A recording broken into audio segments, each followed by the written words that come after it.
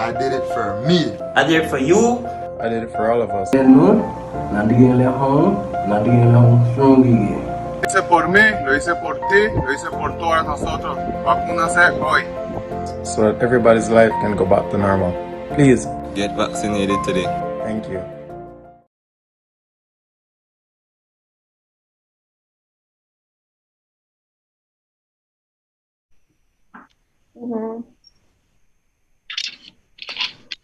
Lo hice por ti, lo hice por todos nosotros.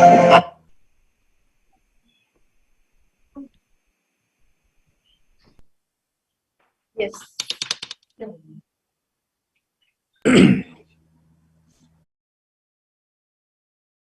the wrong place, bad boy. As that shot was said.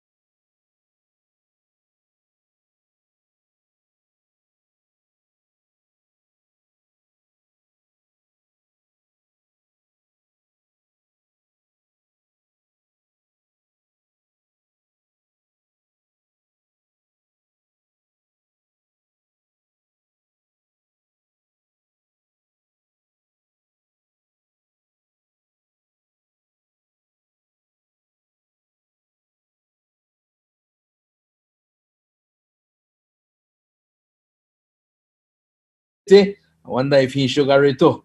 The Mad Bull. So Mad Bull was also the commentator for this match. So we'll definitely have that play-by-play action for you right here from the FFB Stadium in Belmopan. And once again, guys, welcome to Legends. Thanks, Zaban, and I hope this is my first show. And I hope we'll invite me some more because basically my voice on it, most of the games, right? Jared was also starring and shining in these events or so. I guess you can have a run. You got Mad Bull and you got Jared. Double combination, sweet. You only like breaking up by your voice to Mad Bull, you know usually. Watch out now, Mr. Bull. You've been mayor of Orange Walk, the Sugar City, for some time now. How's that going for you? Well, Jordan, it's a changing tradition. You know what? The first thing I tell me, since you become mayor, you have to use that steel shirt, you have to use neckties and things. Wear a beer and I think if you forget about sports, if you could check my portfolio, I grab sports right back. So the first me I want to make sure he had sports, youth and sports by the portfolio. So you will still see me announcing games when international games come over and they invite my to go out. I'll be announcing football games, horse racing, and those events. But when it comes to my new role as mayor, I think the council has been doing an excellent job. We follow up on that. It's a learning process for me, something new, but not too much because I've been councillor for the past 9 years, and gradually, eventually, we're getting there. There is always people willing enough in this council to assist me if I need any assistance, and like I say, it's a day-to-day process, and I'm learning. So I guess I'll blend right in like anybody else. Well, hopefully when they call for announce, they call me to I got some stuff up my sleeve. Anyways, Jared, man, what's up? How's it going, bro? Good night, everything good right here. Yes, man. Thanks for having me as well. Definitely. It's a pleasure having you on the show here. As we were talking a little bit earlier about this game. Now, Jared, you were in this game. What position were you playing at the time? Left midfield. Left midfield. No. And Jordan, sorry, we were told that we were having some audio problems at the start, right? So can you again repeat which game is it that we're going to be showing tonight? Right, definitely. It's the Belize versus Canada. It's a national team game. The FFB Stadium in the capital city, the Garden City, Belmopan. This one took place on September 5th, 2015. So if you're just joining the live, once again, share it. Send it to your friends. Send it to your family, your auntie, your uncle. If your granny got Facebook, send it to she to make you tune in, make you listen to the Mad Bull tonight, make you listen to Jared Davis, the left midfield player, and the beautiful Yasmin Juan. I don't want to say nothing about myself, kind of like toot me one hand. But, so guys, do remember, we have a giveaway at halftime. Yasmin is going to have that question for you a little later on in the show. But yeah, share the live. Tell a friend to tell a friend. Exactly. Tell a friend to tell a friend. And tune in, man. This is good stuff that we're doing here on the Football Federation of Belize Facebook and YouTube page for whichever one you want to tune into.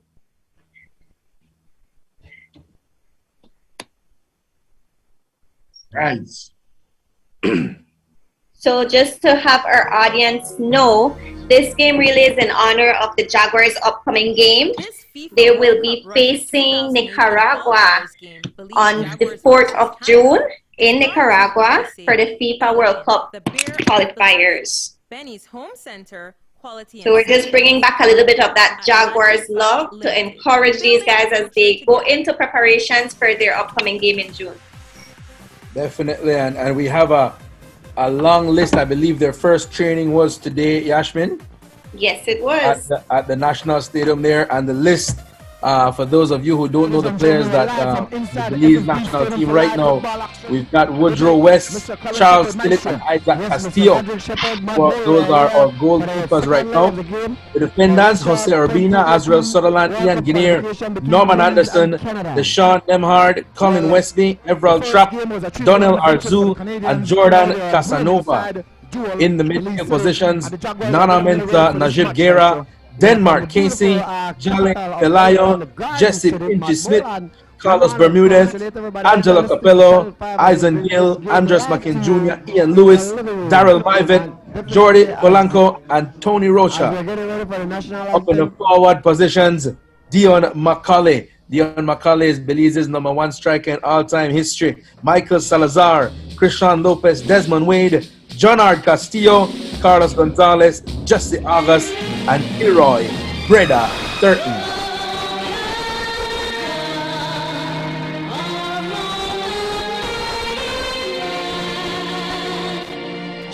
Why this game bring back some serious memories that I had. And like I tell you, I was mentioning to Jared just a while ago. This game made me famous in Canada. the word love, beautiful. Those are the words I use to describe some of the players, and I think the fan base from Canada have never heard the maddest voice in Belize, the maddest voice ever. That's the reason why. But I have to give a friends credit like Big Sanch and Maisha Shepherd. We rehearsed the whole entire, because the first game we kind of caught it off guard and never knew the players. But then when we came back to do this game, in this same game right there in Belize, we were much prepared. So I said all the hard work ended up the payoff, in this game. No, Mad Bull, I do the announcing down here at the Michael Ashcroft Stadium for the local Banana League. Hoping to go international one of these days if I get called. But I definitely know what it is to bring that excitement to the game, because sometimes nothing could go up on the field, But just the way the announcer brings that game to you, you feel like, man. And I remember back in the old days, we've been showing a lot of football, golden football lately.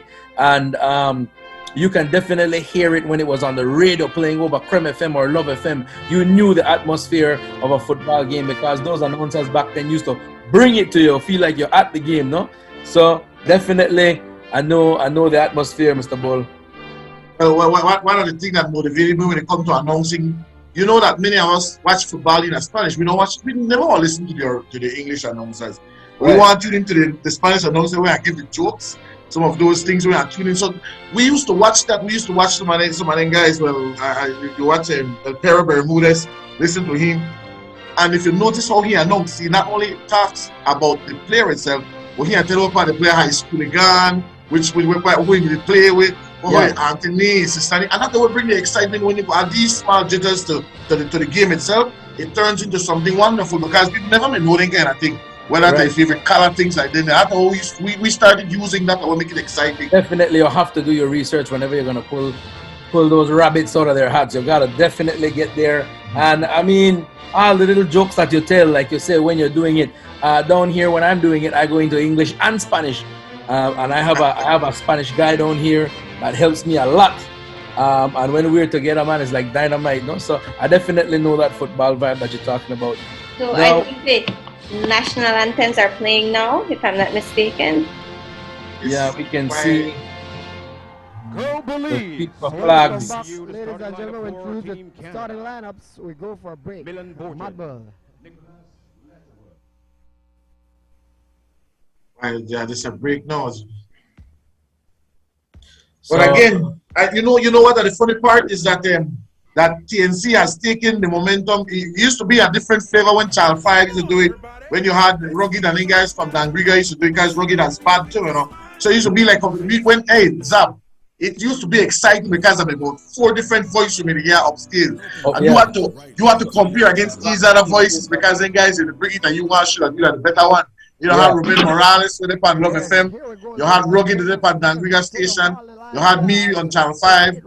I think some of the years there were 4 radio stations. Then you had the international people as well going into the game. So, and I had the privilege to be amongst all these announcers out there. And then, like I tell you, some of these guys. So you still sometimes you step back, relax, and listen to all these other announcers and see how them guys flow with it. And then for me, you just grasp back in it. So that's the excitement of it. And then since TNC take over the entire games and things, and you only hear one voice, I think some of the Belizean people become a little frustrated about it. But we can't do better because they pay, right? Yes, they pay money, so we can't do nothing. I don't think well, personally, I don't mind hearing one voice over and over and over, you understand? But I don't like when you bring all of that bad statistics into the game and then you turn it into something else.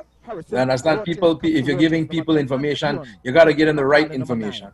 Definitely, Jordan. So for our viewers at home, this is the 4th episode of Legends. So thank you all for joining us. Tonight we have Mr.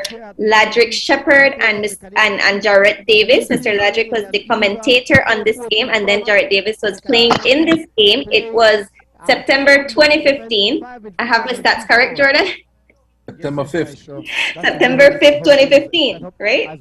Yeah. So, guys, remember to share the live, tell a friend to tell a friend, and I hope you all enjoy the game with us tonight. And remember, this is really in celebration and to help motivate our Jaguars as they go into their upcoming game against Nicaragua. Definitely, the Jaguars are playing right here in June against Nicaragua's national team. And so the guys are going to be traveling out. June 1st, Yash, they're going to be traveling out of Belize. I think we can. What date exactly is the game? June 4th. June 4th. Let me just verify that. Down in Nicaragua. So if there are any Belizeans in Nicaragua, I'm not sure if they're going to allow any fans in the game, but if fans are allowed, Belizeans, and you're down there in Nicaragua, go on over to the stadium and support the Belize guys. Playing in Managua at the Estadio Nacional de Fútbol in Managua. All right, there you go. Estadio Nacional de Fútbol in Managua. Managua is the capital of Nicaragua. For those of you who don't know, like I said, all the Belizeans, I'm not sure. Yash, do you have any information on that? Are they allowing fans in the stadium? I know a lot of. I am not sure, but we can definitely update our viewers on next show. Definitely, Monday. because Yash, I watched a boxing match. I don't know if you guys tune into boxing, but I watched a boxing match on Saturday night with my grandfather, Tony Zabane, and there was 72,000 people inside the arena. Man, we can't try social distance with fans off of football yet. I mean, this was an enclosed arena, and as long as you are fully vaccinated, you don't even need your mask. Well, there you have it. See how things go right now. Jared, so tell me, you actually played in this game. What was that experience like? And I think you mentioned earlier that this was a return match, if I'm not mistaken, but you can definitely highlight to our viewers at home more as to this experience. And they will definitely see both of them challenging each other. Yes, the first match was in Canada. We lost that match 3-0. But the game 3-0 sound like a bad score, but it was more. The game was more close than 3-0. Now they had us 1-0 for almost the entire game. We gave up 2 goals in the last 3 to 5 minutes of the game now, and that caused us the whole series.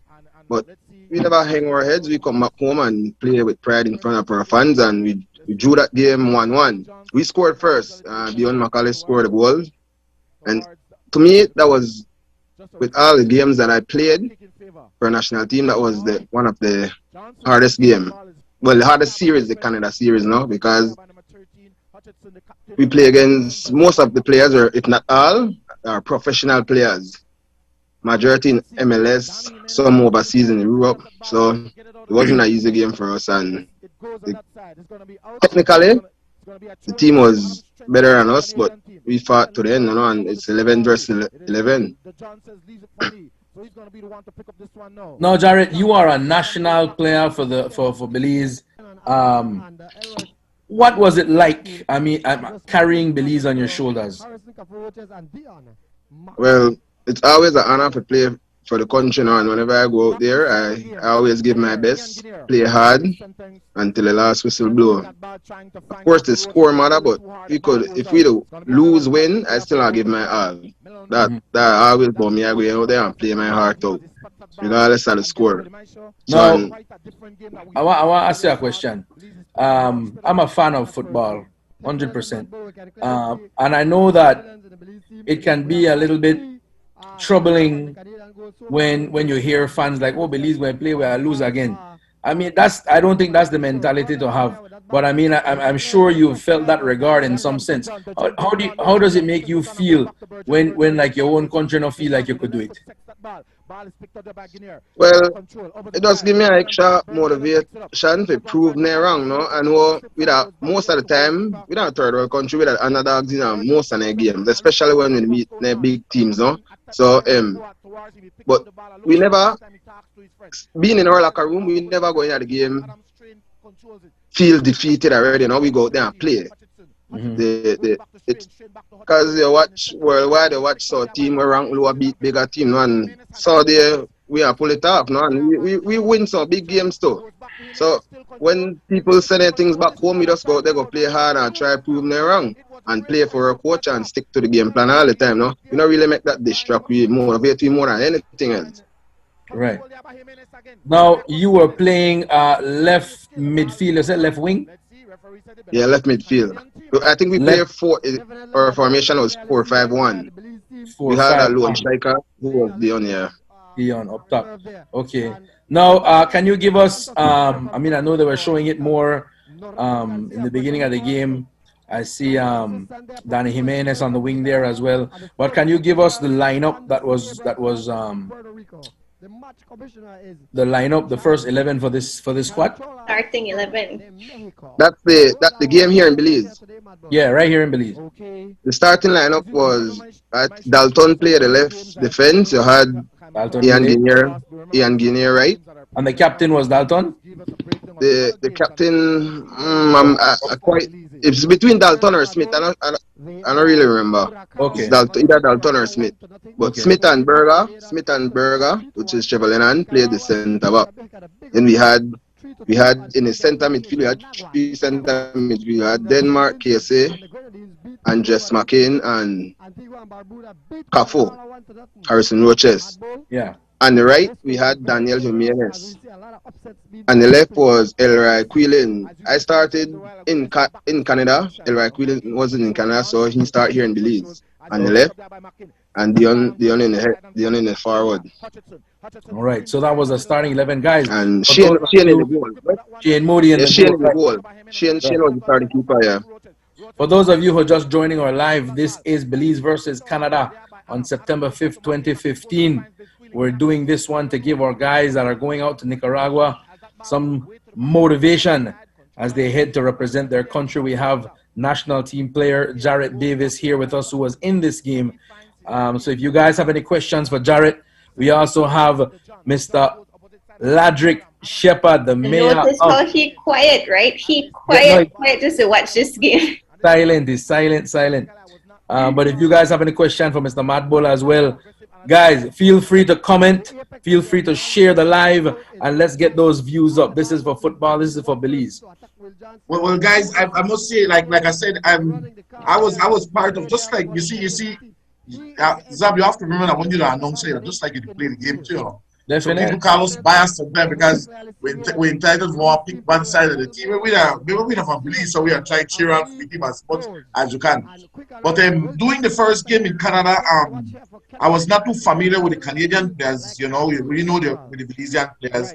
We had to figure out with a list. We got the list because we may end up there, get the list from Channel 5, and we get the list to it. And when we do the game, but Jared could attest to this. The first game, these guys played a very defensive game.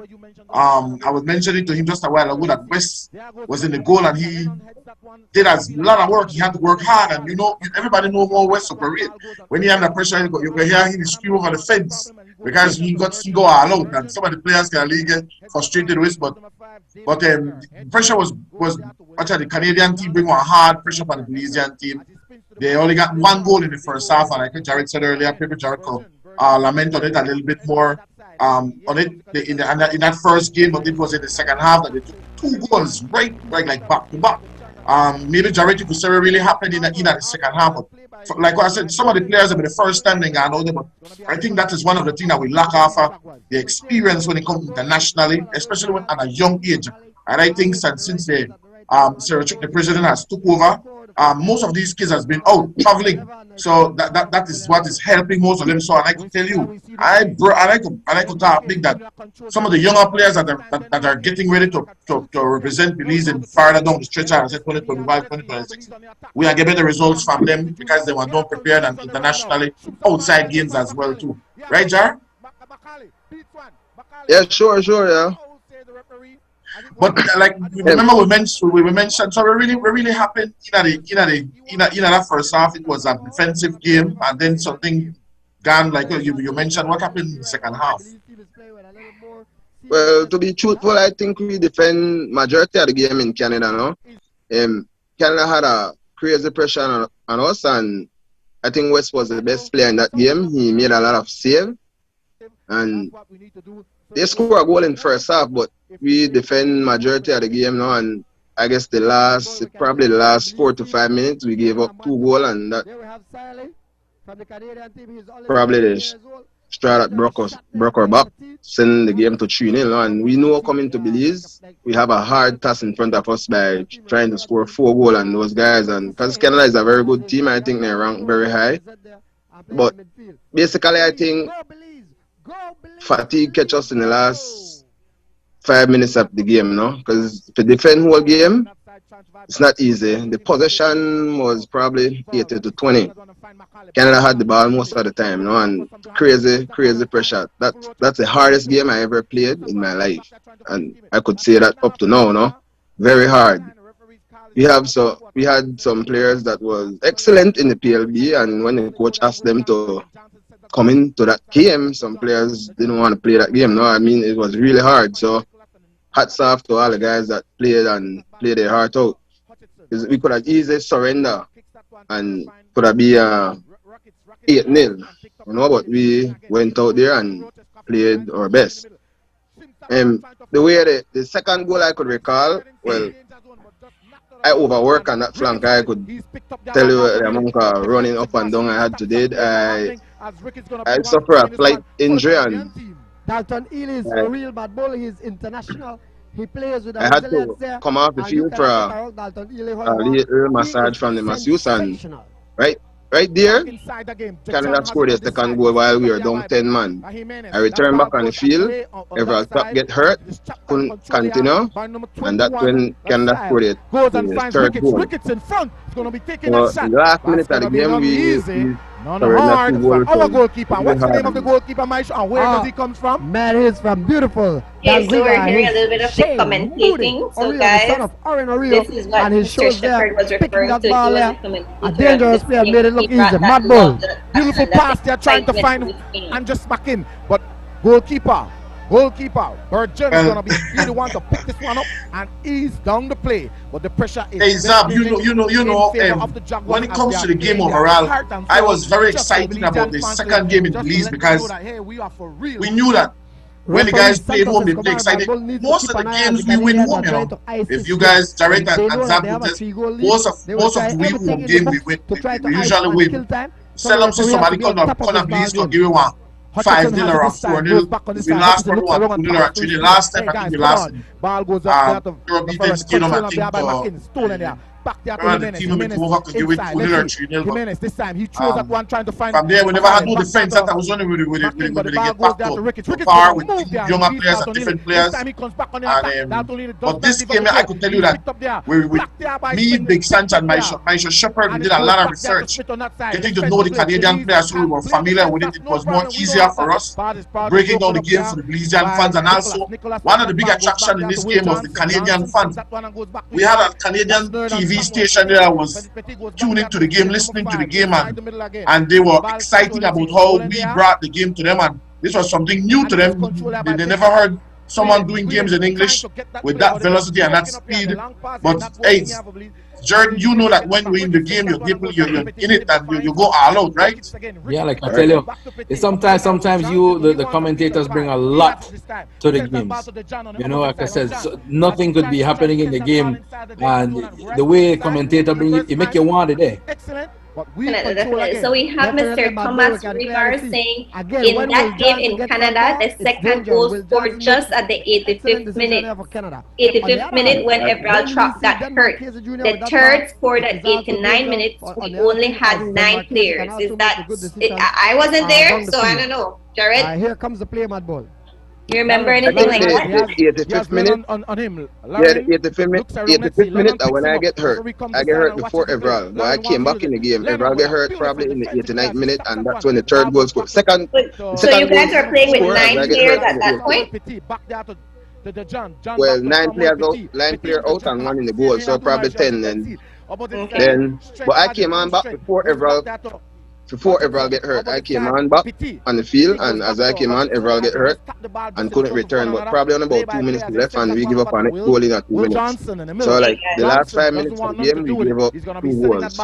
There you have it. So that was the game in Canada. That cost us the series. That we're watching now is the game that took place here in Belize. It was a return match, right? One of the things that I observed in the second game is that when it comes to the defense, the defense were more settled and relaxed than in the Canada game. Jared, maybe people lament on it a little about that game, but I see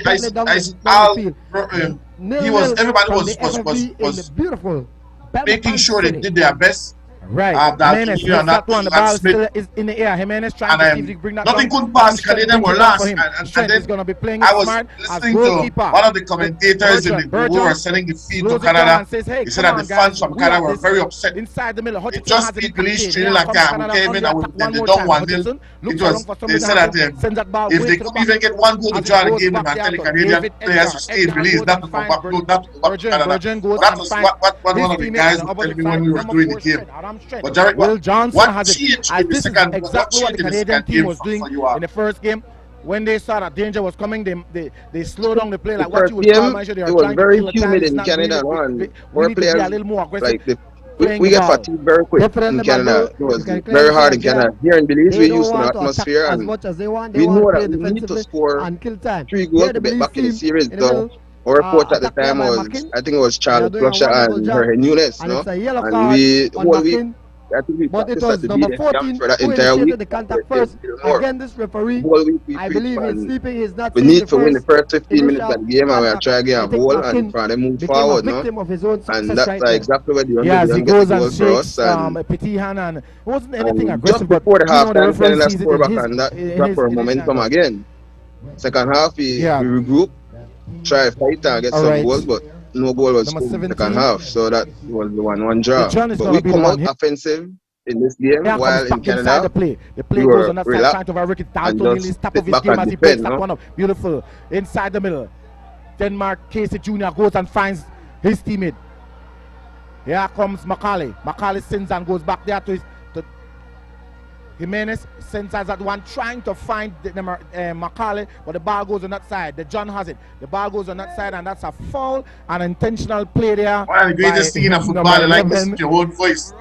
Yeah, Brian, as he didn't like that play. The ball is in the opposite side. It goes back there to our goalkeeper. viewers at home, guys, remember, interact with us. We want to hear from you. If you attend this game, were you there? Tell us how you felt. And finds Cafu to shot outside. Here comes Belize. There, Macaulay.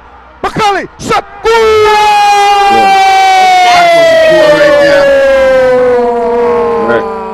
And we see the fans, Jordan. Belize! Beyond Macaulay!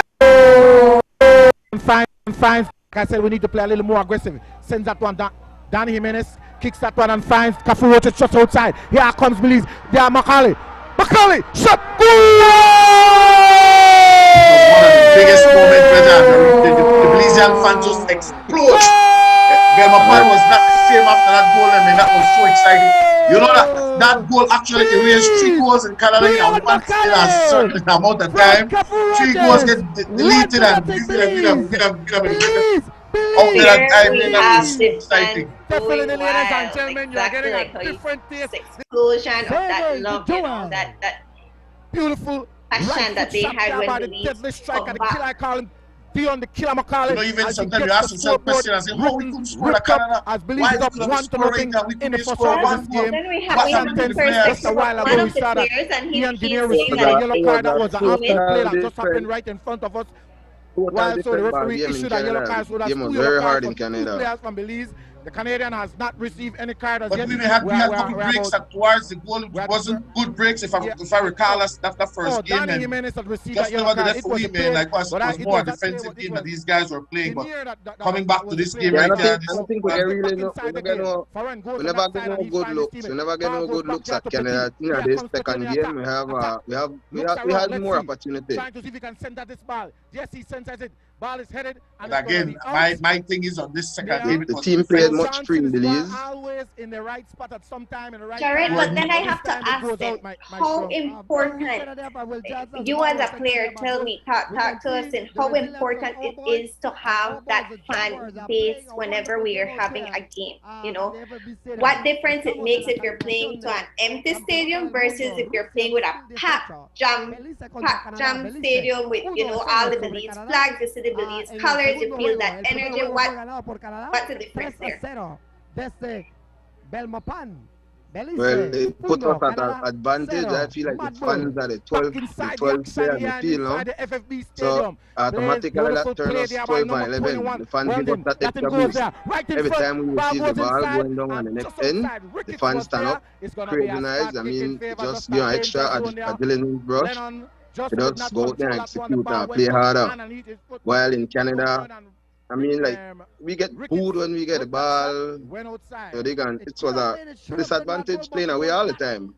The atmosphere, that's the main thing. I mean, we get tired quick in Canada, while in Belize here, I think it turn around now because the Canadian guys ask for a water break before halftime.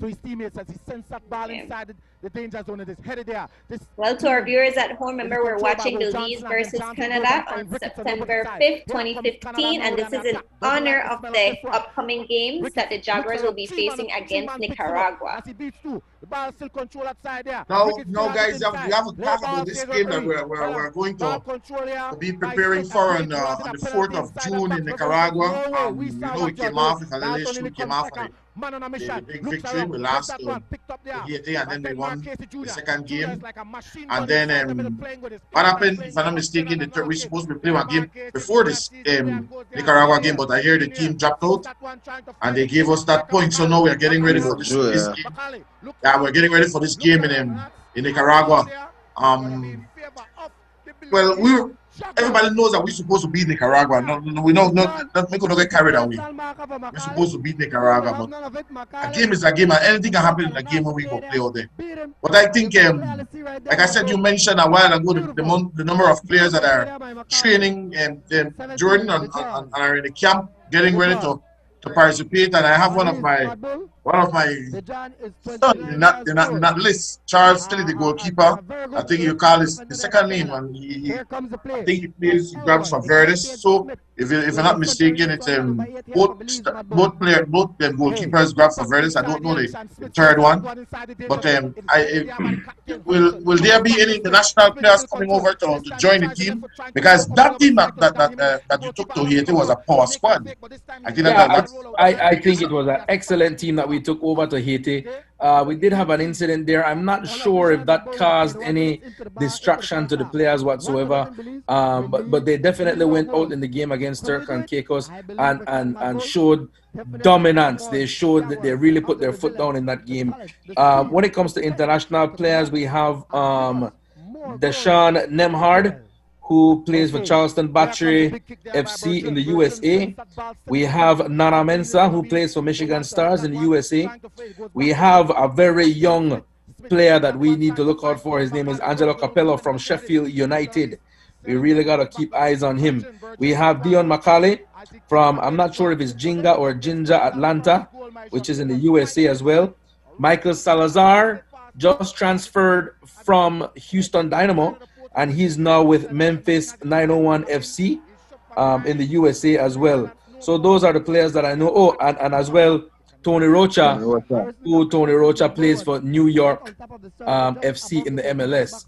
So Belize definitely has a good amount of players outside right now, but I'll be honest with you, what we need to keep our eyes on are our Belizean players. We have a lot of Belizean players here who are doing an excellent job at home. We have this guy, I mean, he's a pleasure to watch every time he's on the field, Najib Guerra. Another pleasure for eyes is none other than Denmark Casey. He wasn't called the first time. I'm not sure what happened, but it's always magic when Denmark Casey has the ball on his feet. No, we're finally seeing Jesse Smith being called up to the national team as well, and I think, you know, Belize has a lot of upcoming young players.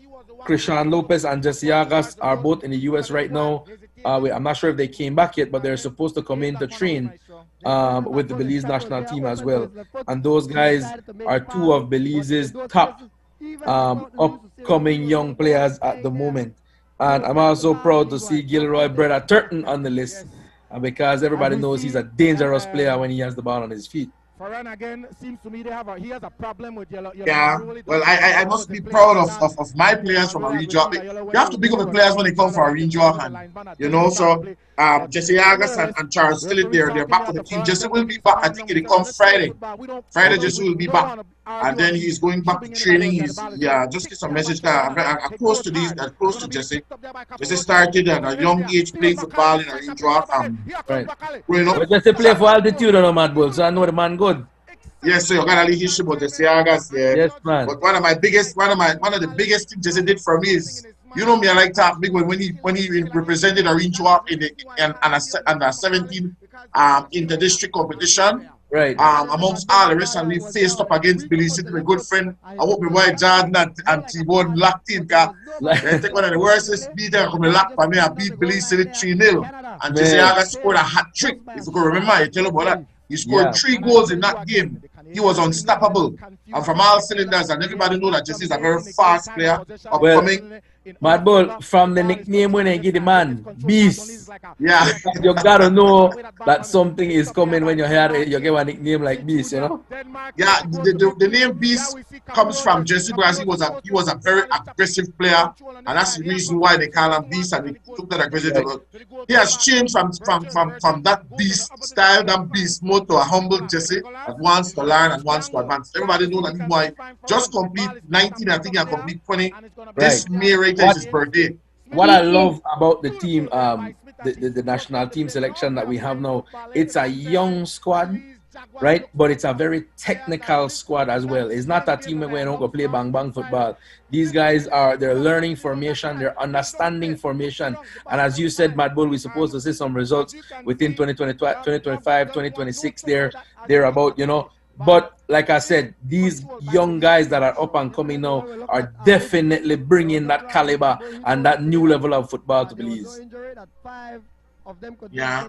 So we're looking forward, and I have some like I said, I have some young players in Marine Jock that I can assure you, and I work, and I know the brag about the rest of the chairmans, but I keep my pounds in Marine Jock, and we have a system, and again, it starts from the top.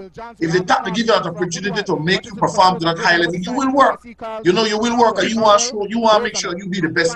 I think it's like a challenge for me. But when it comes to the other districts and things, I think it's supposed to be that. And for the past 3 years, coming back to 2018, 2019, and 2020, it has been dominated in the all category. It has been dominated by Belize City. I don't know what Jordan and T-Bone do at Belize City, but I think that smart competition these guys are doing, and also the amount of work that the FFB has been putting in with the youth games, I think it end up the payoff, and I can tell you, Belize City will have a lot of superstars coming up. We already have a lot of superstars, though.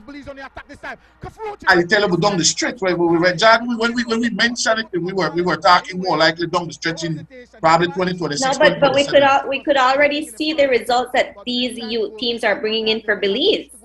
Even though the investment in our youth is just starting, we're already starting to see results from this, from the FFB's new approach to football. So we're starting from the youth level, so that they're gaining experience. We're nurturing them with skills. Trained coaches are coaching our athletes. We're giving them the experience, the exposure that they need, so that whenever they start, building up those levels, they already come prepared into it. It's not something new that they're facing. Jared, I don't know, did you play in youth tournaments growing up? Yes, I play in the youth tournament, with Stanley Reno, Stanley John Reno, who's the goalkeeper coach right now at FFB, from under 10, 12, 15, 17, up to under 17. And when you were playing, did you guys get the opportunity to get at a youth level? I mean, did you get international exposure at all? Yes, the first time I left the country was at age 13. I think I scored my first goal at age 13 in Guatemala against a team, Barcelona from Salvador. We drew that game 2-2. Me and Eugene Suarez scored that game. But that's a club level of Mr. George Brown, late George Brown, who used to be the chief purpose, I believe, took us to Guatemala in a tournament. We did Okay. fairly well. It was an under 15 tournament. We lost our first game 3-1, draw the second 2-2, and lost the third one 3-1. No? So then, tell me how beneficial it was to you. You know, having that already having that exposure at a youth level. That when you went to play the national team, yes, it's a different level. It's a different kind of exposure. But you already had that. It wasn't the first time that you were going out to represent Belize. Well, at the youth level, going on the A national team, it was totally different. I mean, at that time, we match up well with those teams in Guatemala, while me transitioned to the A team. Match up. Most of the time we were underdogs, no? Especially when we were playing the Central Americans team like the Honduras, the Panama, the Costa Rica. Those are games where the possession is probably 60-40 and one. At that youth level, we had the ball as much as the Guatemalans and the Salvador team had the ball in Guatemala at that time. So it was fairly match up. So going to the A team level, I still had to adjust, and I think it helped me to be a two-way player because at my youth days, like Ian Moore told me, I didn't play defense a lot. It's all about offense, and he instilled that into me that I need to be a two-way player. So I feel like I'm one of the best two-way players in the country, play both defense and offense, no? And he helped me with that a lot. Because I still had bad, I don't know, like bad work ethic when it comes to, like, I feel like if I don't have the ball, I don't need to defend. And at the national team level, at under 17, when I went to the 17 national team, Ian Moore changed a lot of things about us. So that helped me more than just the club team. Also, national team and an international coach makes a big difference. Oh, Jared, I have a question for you. A lot of young Belizean players, well, not make I say young, but a lot of Belizean players, the attitude. Do you think the Belizean attitude, either towards the sport or just in general, do you think that has a lot to do with the reason why we're progressing so slowly? Yes, I think, or I sit and watch enough of our youth players that are skillful. The work ethic is very poor. I feel like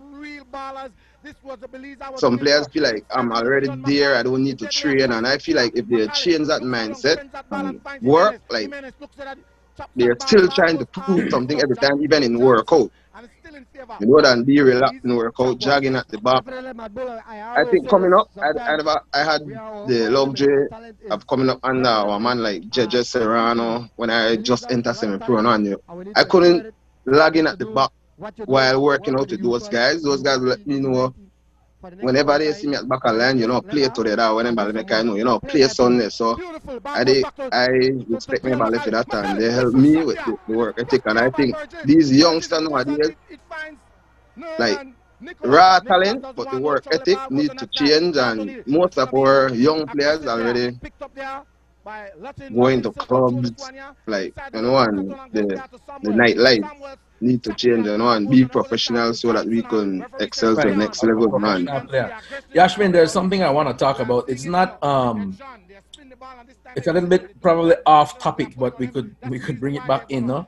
I don't know if you watch American football or even basketball in the US. Probably even in the MLS, it's not as big, but you see when they're drafting their players are coming out of college leagues.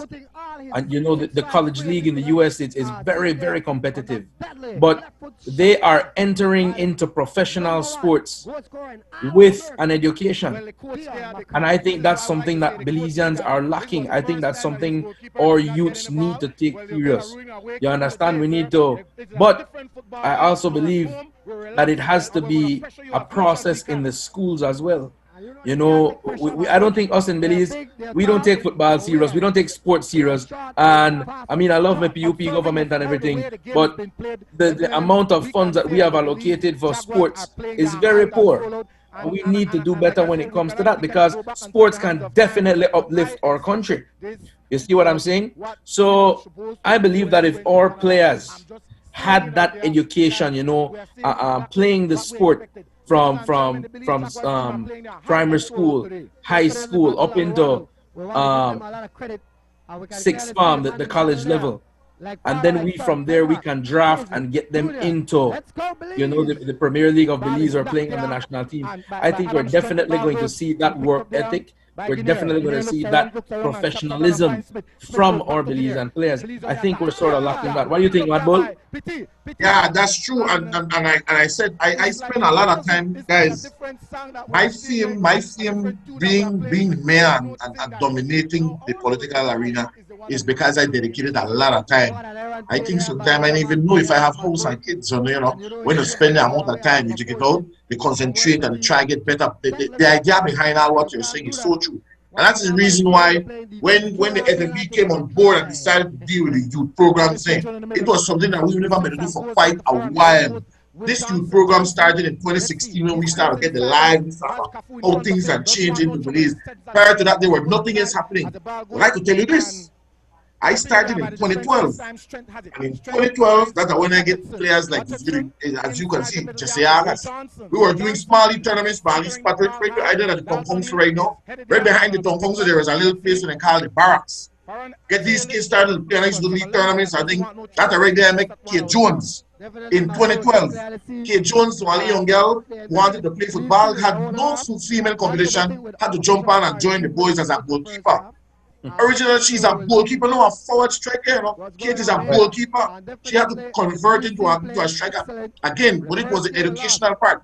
Remember, we can only do a certain amount of things when it comes to these kids. I can tell you for a fact that Charles stayed at my house for 3 years.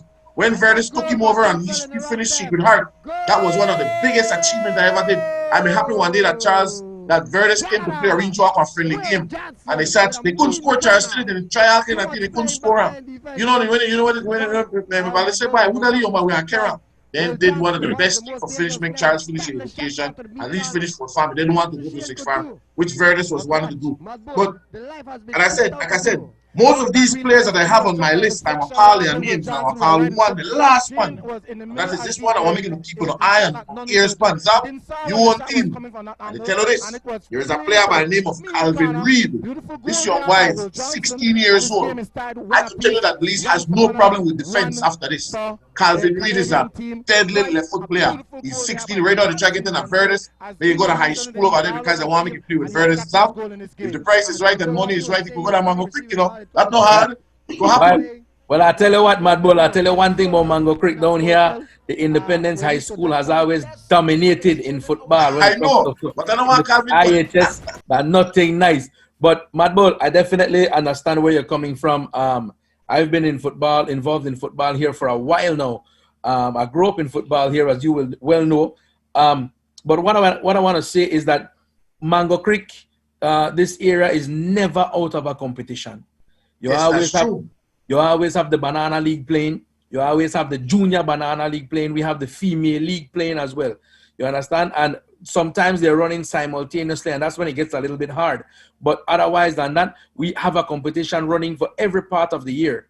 The JBL is the Junior Banana League, is an exciting league that we here at the Independent Sports and Stadium Committee, we decided to introduce this league, I think, in 2016 or 2017. And like I said, the amount of talent that you see coming out of these young guys, because we put the age level, it's under 18.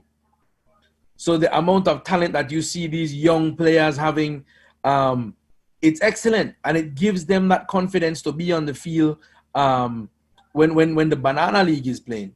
So you have younger guys playing at that high level. So as you know, the South produces some of the best footballers in this country. I got to put my foot down when it comes to that. The South is definitely representing it. That's so true. And I think that's the end result of what it really happened with it. Orange has also have that kind of competition. You know, we have a lot of political people that use the football as a little spoon for their political career and a push. We have competition in the Nerd, we call the Cup of Nerd. In the South, we have the South Cup. There's also we used to call the Aragon East, the Christmas Cup. That's a country competition. Then also I have my own competition because I've been chairman from 2016. I have my first division as well. So we noticed that players may run all over the place to try to get it. Some players may play 3 games for the day. They run from my commission, they roll over here and go play again. So, they do that, they juice up and they go play for commission in the south. So I had a comedian like referee because if not this one, getting on my south versus north thing. No. I just finish one more. Some of the players, I have a lot of players, and like I said, if I could stay and mention many more, Calvin Reed is one of the defensive players. Already in the national, he's already in our selection process. He's training right now with that U18 that is going out in Costa Rica. We have Zamir Bonilla is also one of the next young players. He's a striker, 2 foot. Also, there is also Alan Castillo. Alan Castillo has a little problem. I don't know. I need to follow what's going on. But the player that I need to get to is Alison Torres. This boy missed last game because he was injured when we were hosting internationally. But I can tell you that he's sound and he's ready to play. And Alan Castillo will be the next Dion Macaulay. Mark my word. Today is what? Today is the 5th of Mother's Day, the 10th of May 2021. Alison Torres will be the next Dion Macaulay. If anybody knows, we have this program called the big shoes you get a man. I'm telling you guys, remember, and I hope you recall me and give me a call when this guy scored international. Alison Torres. He will be the next Dion Macaulay scoring international. Write that name down in a while. Write it down in a book and tell him this. He will be the next Dion. Please get the stats for Dion Macaulay so we can write them down and remember all of the stats so that when it is broken by Mr. Castillo, we'll give Matt Bull a call and put him back on the show. Alison Torres, man, not Castillo. It's Alison Torres, that's the name. Alison Torres. Just like that, we are at the halftime. Just like that, such an exciting game. So we are at halftime now. And just let me take this opportunity, right? We know that our A national team is traveling to play their game against Nicaragua. But before that, we have the Belize national beach soccer selection that's going to be heading out this weekend. And they will be competing in the CONCACAF Beach Soccer Championship in Alajuela, Costa Rica. I hope I said that right. Alajuela. Alajuela. I tell you what, Costa Rica is one of my favorite places in Central America, besides from Mango Creek, right? But Alajuela, they have a really good team from there called La Liga as well. But and they will be competing between the 17th to the 23rd of May. So we just take this opportunity to wish our soccer selection the very best. And also, guys, tune in on Wednesday. We will be having a live press conference on the FFB page where we will be officially presenting the roster. So we're going to be presenting it now, but, you know, we're going to have the official roster presentation on Wednesday for our press conference. Right. So can we go ahead and give them the list? Yes? Definitely. All right. So let's start off with the technical staff for the beach soccer team for Belize, the national beach soccer team. The head coach is none other than my good friend, Dennis Big Den Serrano. The assistant coach, Irvin Casemiro. The goalkeeper coach, Victor Oriana. The physiotherapist is Amin Abba. The doctor is David Pacheco. The equipment manager is Herbert Trapp Jr. The technical director, Philip Marin, and the executive member is none other than Mr. Shane Orio. Let's get on over to the starting, well, not the starting lineup, I'm sorry, but the lineup and the players that are on the Belize national beach soccer team. We have, I'm not sure how to pronounce this one, Ruggieri. The goalkeeper from San Pedro, Ruggieri Trejo. Jaheim Mackenzie, goalkeeper from Dangriga. We go into the defense line now. Jermaine Jones, Carlos Bent, Sean Mass, Brandon Jones, and Sean Callis. Right, those are the defensive line. The midfielders, we have Devaney Tillett, Raymond Ramos, and Devin Guzman. Devin Guzman from Saint Bites. We come to the strikers, Marlon Mesa and Evan Mariano. So that's going to be the football players. They have 12 players that will be traveling down to Costa Rica and will be playing in the Beach Soccer World Cup in Alajuela. The CONCACAF Beach Soccer Championship. The CONCACAF Beach Soccer Championship down in Alajuela, Costa Rica. That's right, right outside the capital, San Jose. And Belize is in Group A, and they will be facing off against Mexico and Panama. So guys, stay posted on our Facebook page, as I'm not sure if we'll be able to bring these games live, but we'll definitely keep you updated with the stats. Definitely. Yeah, so last time, I think the soccer team do an excellent job. And I expect this team to do a much. I was out there watching these guys train, so I think I do a good job. Yes, Jared? One thing, just for touch back on what John made talk about, I mean, like, where I say, like, most of our players, not really have, well, not really go to school much, you know. I mean, when I just kind of heard this in 2014, I went to Verdes with a high school degree, you know. And one day, Miss Anja used to just message me on Facebook in 2015 and ask me if I'm interested in going back to school. So I accepted the offer. I think me and Dion started at Sacred Heart. And by me doing that, I think I opened the doors for many young players as well. Because when I noticed, like, that after that, Sacred Heart started inviting a lot of football players that goes to Sacred Heart. And I even went further. I get a call from Mr. Tar. He invited me to Galen. I went to Galen and finished with my bachelor's degree, you know. And all of this is through football. I think without football, I mean, I got a high school degree still. Right. That's a fact. Like I said, I think there is opportunity in football, you know. Definitely. It's very, very important to have that education. And I know a lot of teams, I've seen it done by Bandits before, where they take youths and put them through school, no? And I can call names here because I know Gabriel Ramos Jr. Was taken up to the Belmopan Bandits camp and given a scholarship from the Bandits to go to school there at the University of Belize, no? And that's very admirable of them. But I do think, you know, right at the high school level, there are so many players, there are so many young talents in Belize that need that assistance, that need that push. And that's one thing I can say here at Altitude, we're looking to get into. Is investing in the education of our children, of our players, and I think at the PLB level, some of our clubs, well, not some of our clubs, all of our clubs should look into that initiative when they are taking on new players. Because yes, I understand money is involved, right? But especially those youngsters. Exactly, but money isn't everything as well. You know, if you have your education, what happens if football done tomorrow?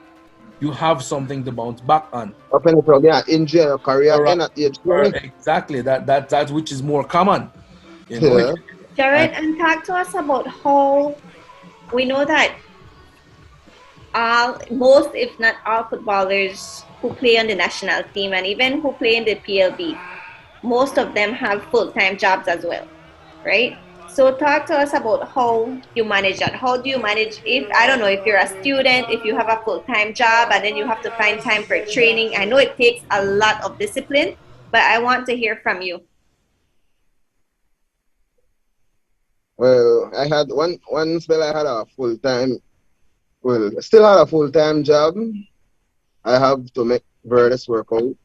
I also had national team training. So my schedule was so hectic. Every break I get, I try to make the best opportunity. You know, sometimes, well, I don't miss my workout in the evening first. Also, I have 2018 saw the rise of our youth with the implementation of the national. Many times I have nights when I go sleep late to try to finish homework, and well, you just have to make a schedule and balance out yourself, basically, you know. We have the time. Like, it's not easy because I feel like if football made pay, and I never have to have a job, I could have put more effort into football in terms of more practice, no? But sometimes I need to go to school, I need to go play ball, so that take away from my extra training I used to put in. I mean, before I got a Verdes, I used to train twice a day. When I start school, I couldn't afford to train twice a day. Well, I don't have the time to train twice a day, you know? I only could have make my evening session, so I never put in the extra work in the morning because I had to go sleep so late at night. I have to wake up early to probably go to work, then I have to left work to go to school. So yeah, well, that's the thing, Jared. When you have, You have to got discipline and have to sacrifice, and it will pay off end of the day. But that's the thing when you have, like I said, if you're in school and the school has a league, a really competitive league that's building you as a character, building you as a player, and building you with that that educational foundation. It's a lot easier for you to then focus on your career because you're building it through school. You know, so if you have that high school, competition that's competitive, and then you have the sixth farm level where, well, like I said, maybe here at IJC, why? Well, we really like this guy, Alison Torres. We want to get Alison Torres down here at Independence Junior College. So what we're going to do is recruit him from Muffles College or wherever he is up in you see what I'm saying, Mr. Bull? Why you don't know the man go to Muffles? So can I research it for my player? He done start to research. And he graduated from Muffles this year. He's graduating from Muffles this year for farm. So definitely the man might need to come over to IJC here and from IJC. But like I said, if the tertiary level competition is hot, you could definitely get the players interested in school and interested in their education through sports. Well, Jordan, what I can say is that the Football Federation of Belize, under the current executive, under the leadership of Mr. Chook, we are working very hard to ensure that we establish the proper channels and the proper relationships, both with the Ministry of Sport and the Ministry of Education, to ensure that we can have the proper channels and lay the proper foundation so that we can get exactly what you're doing. We want to find a way to integrate even more football back into the Minister of Sports is from Orange Walk. We have the Mayor of Orange Walk, Mr. Madbull, here right now. Mr. Madbull, please get this man into sports. The conversation man loves sports. I can tell you guys, and also we have the Minister of Sports is from Orange Walk, and Honorable Kevin Bernard loves it. And we have been dialoguing, talking to them and these guys. Definitely dialoguing. The and he has already been there. He and Carl, the new director as well, has been there as well too. We're working our best to see how we could get things together. And also I up on the board. I up on the board as well too. So first time I watch a board with many sports people, and just as I'm talking to you guys, just the same way we have meeting Thursday right out in Belize City, and we all agree that we will jump on board of what the FFB is promoting with that all the primary school, and every kid supposed to have a football for school program. And we will speak more about that. Definitely, and we will speak more about that in another show, but we are ready to get started on the second half of the show. But right before we play that, I just want to take this opportunity to wish all mothers out there a happy Mother's Day on behalf of the Football Federation of Belize. And we hope that you had a really nice day. I know it's just one day for all the work that you do, but just a happy Mother's Day for all the mothers out there. We have one of our viewers saying, I want to wish my son Ruggieri Trejo, the goalkeeper from the beach soccer team, the best luck. So good luck from Lofi Trejo. So. And we also have Mr. Marlon Quillen saying football for school will start next year. So guys, we have definitely started the meetings. We've started the conversations to ensure that we can kick that off for the next school year. Yash, I think September, if we're gonna get this thing, the second half of this game. What? I see myself on this thing I just know. Qualifying. Why? I mean, then at this game, and I even remember that. Yash, you see me there, the bleachers. Live streaming. Yeah. But, there we have the Canadian fans out there, so like to big you all. You got your raffle. That side. So we need to get our fans engaged now. Also, that we have to like to pick up. Okay, so what's your question? This one, Maestro. Definitely Los Angeles.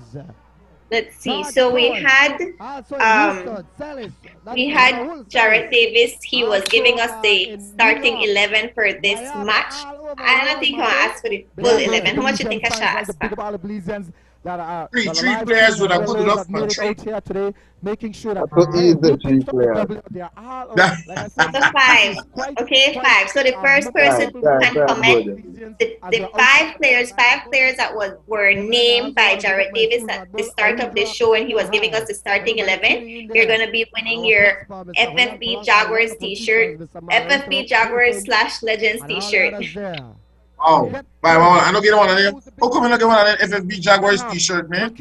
Chairman, I was scratching my head about the president. I got a cap if you want a cap, though, like that. My zap does the boy. I don't get my cap. Just don't stop the line. And remember, you are tuned in to FFB Legends, the 4th episode of FFB Legends with Yashmin Juan and my co-host Jordan. And tonight's guests are Jared Davis, who was playing in this game, and we also have Mr. Ladrick Shepherd, and he was the very excited commentator during this match. In the first half, so the first half ended 1-1. We saw a goal by Dion McCauley. Give it Edgar. Sends it inside the middle. It's gonna be headed there by Smith.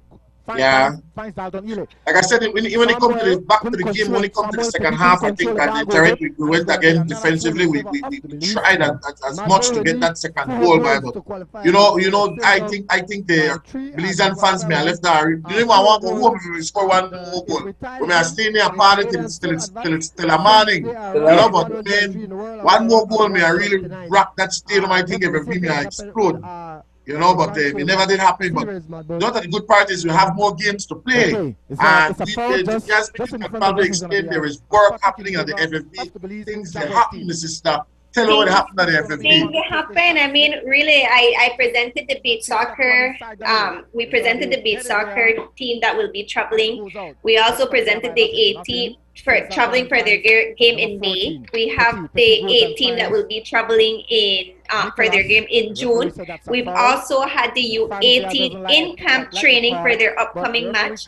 And like I said, like I mentioned earlier, conversations are happening behind the scenes, both with the Minister of Education, both with the Ministry of Sports, to ensure that whenever we can kick off, we kick off the proper way. Yes, as we speak about that, yes, and we just need some protocols to set in place. You know for a fact that every year we have to send some games to FIFA that they send us money so these games can play. You start off with the youth level. It starts with the U10, U13, U15, U17, and then the first division game. And I can tell you that I've been getting calls hand over fist for the past 2 weeks. Just before we were given the okay that we can have scrimmages. You know, a little 5 against 5, 10 against 10 for now. Thanks again to the Minister of Education and Minister of Sports and also Health for giving the opportunity for us to get back on the field, because it was quite a while. You know that the protocols were set in place that we couldn't have no scrimmage, and they decided to give us a break back that's been a whole entire year. And we were It has started. And I'm sure that all football lovers out there, I could guarantee you that they don't hit the football field. They just want it okay, and they are on those football fields kicking ball already. You know, some of them play, John, you go and test some of them play off couple backyard football in some dark green areas there. No police couldn't sit there and check it out, and things will happen. I've been there and I heard about it. The fact that chairman, I don't want to get involved because they were all that man doing the tweet, and I don't want to get involved with them. I get myself in a trouble, so they lock up that goal because they facilitate legal football in a some areas. So I see all kind of thing, Mad Bull, but it's crazy how much one ball our goal could get. In fact, you don't even need the goal, you just need the ball. You don't need the goal, they call it golito. Smiley goals, you make out a squad. 2 rack, 2 shoes, 2 whatever. Jared, so how long after playing, you said you had some international exposure in your youth days, right? So how long did you play probably semi-pro, and then how long were you with the national team with the Jaguars? Yes, I think you get an answer there by Mr. Jesus. He says Everald, Trap, Dalton, Ely, Andres McKinney, and McCauley, and then Mark Casey. It's going to be headed there. Right So, in front. Jared, is that correct? Lawrence is right in front, losing Correct, the grip on yeah. that picked up No, by Smith. it's wrong. Smith, Everald the Trap big never keeper trying start. to find Macaulay. Macaulay has one speed. He does Oh, almost there then. Everald Trap was in Try that starter in again. that game. Everald Trap start in the game in Canada. He never start here in Belize. And then Mark Casey start here? Both games then Mark Casey start both games. Okay. Okay, so try again. Guys, remember our viewers at home, we invite you to interact with us. We want to hear from you. Were you at this game? How was the game? How was the experience? But before that, Jared, I had asked you a question. So can you speak to us a little bit about that, about your, football career? Can you please repeat? I was asking how long did you play? You said you had some international exposure in your youth days. So after that, how long were you in the semi-pro and then, moved on to the national team? He could have even shot the ball to the goal.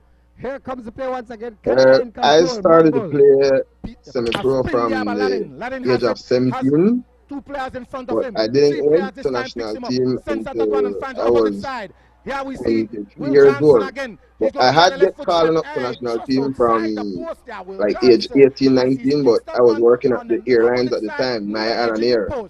And I mean, I could have get the time off, but without pay, and I decided to just stay and work. So that's the reason. And when I resigned from Maya, then I started to play national team. That's when Levi Sherrod was the coach for the national team. Okay. So we have an answer by. 2013. Emil Leal, you have an answer by Emil Leal. Yes, and he's saying Ian Macaulay, Shane Orio, Daniel Jimenez, Harrison Roches, and Elroy Smith. He's an excellent player. I don't read Shane Orio again. Due to injury, he's back with the Canadian national team. Yes, Shane Orio. The Belize team. He said Dion McCauley, Harrison Roches, then Mark Casey, Daniel Jimenez, and Trevor Lennon. No, I think I'm reading a comment higher up. That is correct. Somewhere outside. Are we reading one higher up? Back inside the action. Yes, that's Emil Leal, I think that, well, honestly, guys, man get it correct. Yeah, I think Emil Leal has it correct. So Emil Leal, you can message the FFP Facebook page that we can arrange how you can get your t-shirt. Guys. Hutchinson in the opposite side, Will Johnson has it as they try to break down the play and relax themselves.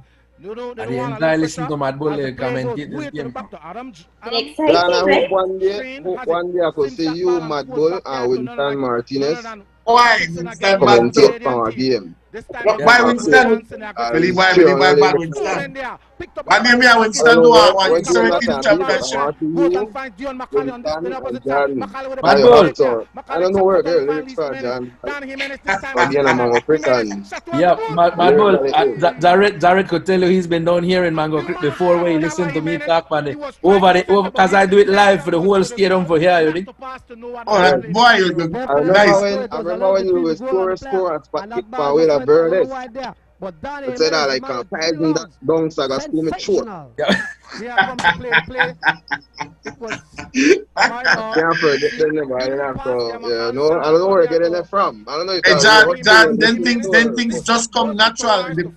Sometimes you watch the player and that's one little thing, and people come up with a nickname for the player after, but just the way the player.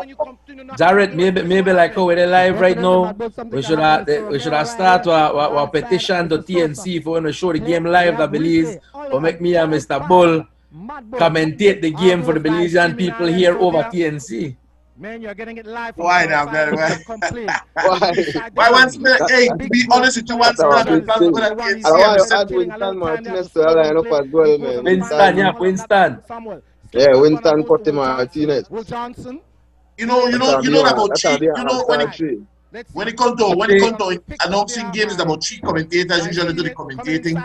Each other will have their own responsibility for the different part of the game. They got one play by play, they got two analyze, and then the final one they tell about what happened overall. So that is what making it. But yes, you know what happened. We could go to so many junior games like the championship games. Definitely, I will definitely extend the invitation. I hope you guys take me to that offer. There is nobody who can make what engine song like Winston Martinez, because when my boy go rum, when Navarre's engine, they start up by watch. One player might show number 11 here for the Belize. A goal they come when the man do that. A goal they come. Back inside again. Let's see. That Winston is great, yeah. We got rugged to from Dangriga. He does games in the rugged dog, yes, he does games too as well too, you know. I'll be really to Highland for no say you should listen to the ballet. What's the first announcement for Channel 5? When the back commentator, we're familiar with the players there. We have to read that from our paper, no? And referee said it's gonna be well, that's why you have to follow the game. Outside the 18 With me, my boy, you have to follow the game. Guys, like I said, I hope on accept the invitation when it's extended to you. If I was playing on that team, I would be on Will Johnson. The thing is, Mad Bull with me, you only have to give me the list one time and I memorize all name, you know. Naturally. That's what I tell you, you're gonna get gifted talent for that. I could say that, like I say,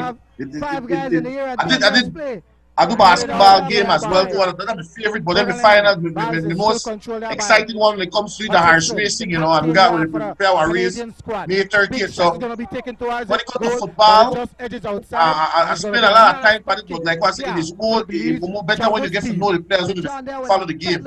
You know, we don't have a lot of team when it comes to the pro level.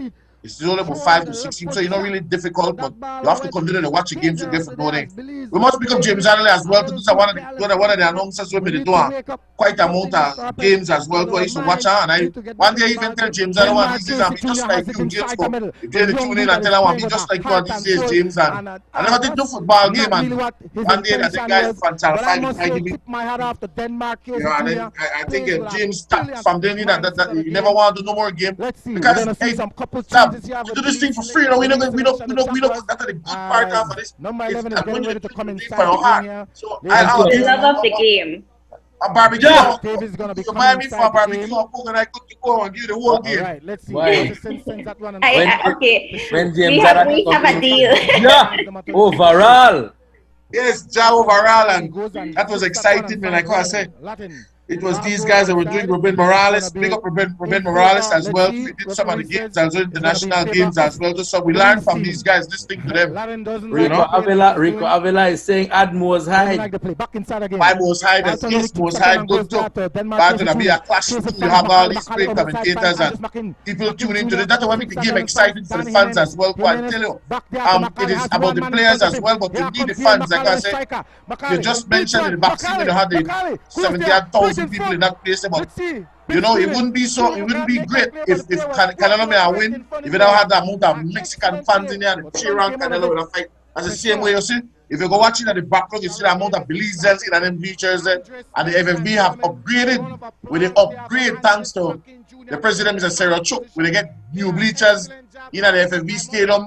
Lights are working with the synthetic feel is top of the game. So I know that we already get better inside. We just build and beach at the back. We have more things that happen. The rooms that the players go now has been upgraded. And they have TV. There is a pool table inside. These guys can now feel at home. Not like you got nothing to do. There's internet. So when the players go there, they feel just like them at the home. Then they're more relaxed, and that's the reason why we get better results from the players. So just Wally something coming from the players. They want Wally better food. Oh, but besides that, I understand that they're very comfortable over there. And as well, Mr. Bull, we are getting, like you said, that first class facilities in Belize at the football with the national stadium is definitely top notch right now. But what we need, Mr. Bull, is to invest in our teams and let's have top notch Belizean players so we can have top notch entertainment right here at home. Sorry, Angela, just to get you said that in this game you were playing what formation? 4-5-1. And then now Belize is using, the Jaguars, the national teams are playing what formation? 4-3-3. 4-3-3. Yeah, that's what we use right now, yeah. So that's formation. That's a new system that we started integrating, right? And this system one they use right now is all district has to use it as well to some. It is from the junior level now. It is from the U10, U13, U15, and U17. We must play this formality that we are using now. And if you don't want to play it, they will bench the players until they get it. Mr. Bull, I'll tell you something about this formation. This formation is very tactical, and it has to do with a lot of common sense. So, like I said, the education falls right back inside of it. Because if you are not able to understand what the coaches want to teach you in whatever position you are, because this is a formation, the 4-3-3 allows the defense to overlap. And if you don't understand as a defense when it's your turn to overlap, then you're going to be right out of position. You might be the best defender in a 3-5-2, but the minute you switch over into the 4-3-3, you perform the worst. You understand? It's something that you have to be educated about. Change it and try to do something right here at home. Then Jarek, this new system from the old system, what's the difference between the two of them? The aggressiveness there by Mariano referee said that's a foul. Well, the 4-3-3 just our system where allow you to try keep possession on the ball, no? While the 4-5-1 it sounds defensive, which it is. Canada are a bigger team, so we need to have a solid line midfield, 5 midfield player with try crowd up the middle and take for the possession for them as much as possible. No, this 4-3-3 that more attacking, we're more attacking. I haven't noticed that they may use some numbers with the 4-3-3. There's certain numbers that you have to remember, because that was the reason why some of your injured players may get a little frustrated with it, because there were some numbers that you have to play your number, and when your number called, that's when you're supposed to move. And some of them, like what I said, John, some of them never get it, they never get that, and they wanted to switch because they never liked the position when they play. You had to change different position, and the coaches were testing to see which position best fit you, and some of them get frustrated and never want to play the position. That's why good players end up to jump out in it. But I think moving forward, we have to go one platform over the play, and I think we're getting there. We must big up the crew there, the FFP for making sure we stay on page, making sure that we're on the right path when it comes to football overall. The training has been there for most coaching. I don't take my D license because I'm being really true. I won 4 teams. I don't know. I won a U10, I won a U13, a U15, I won a U17, and I also won a female team. And it become and like what I said, I did some of this when I take the D license. I know that there are certain things that you can't hand out to the player. You score the goal and then this and that, and it becomes a little irritating to the players. I had to learn the hard way at age 42, and I have a problem with about 38. So when I take the D license course, and it was something that improved me. I just now sit back, relax, and let the coach do their job. Even though sometimes when the coach is not around, I will just jump in front, and I know due to the fact that I want to just show that I still could coach and thing. But after that, many people start taking the course. And you could see better football being played. The coach don't have an idea of what they need to do to improve the players, and not about holla, and not about tell the players how can I think these players are just eventually get it themselves, So I applaud the FFB for giving the opportunity to many coaching to take their license and improve and helping them to advance.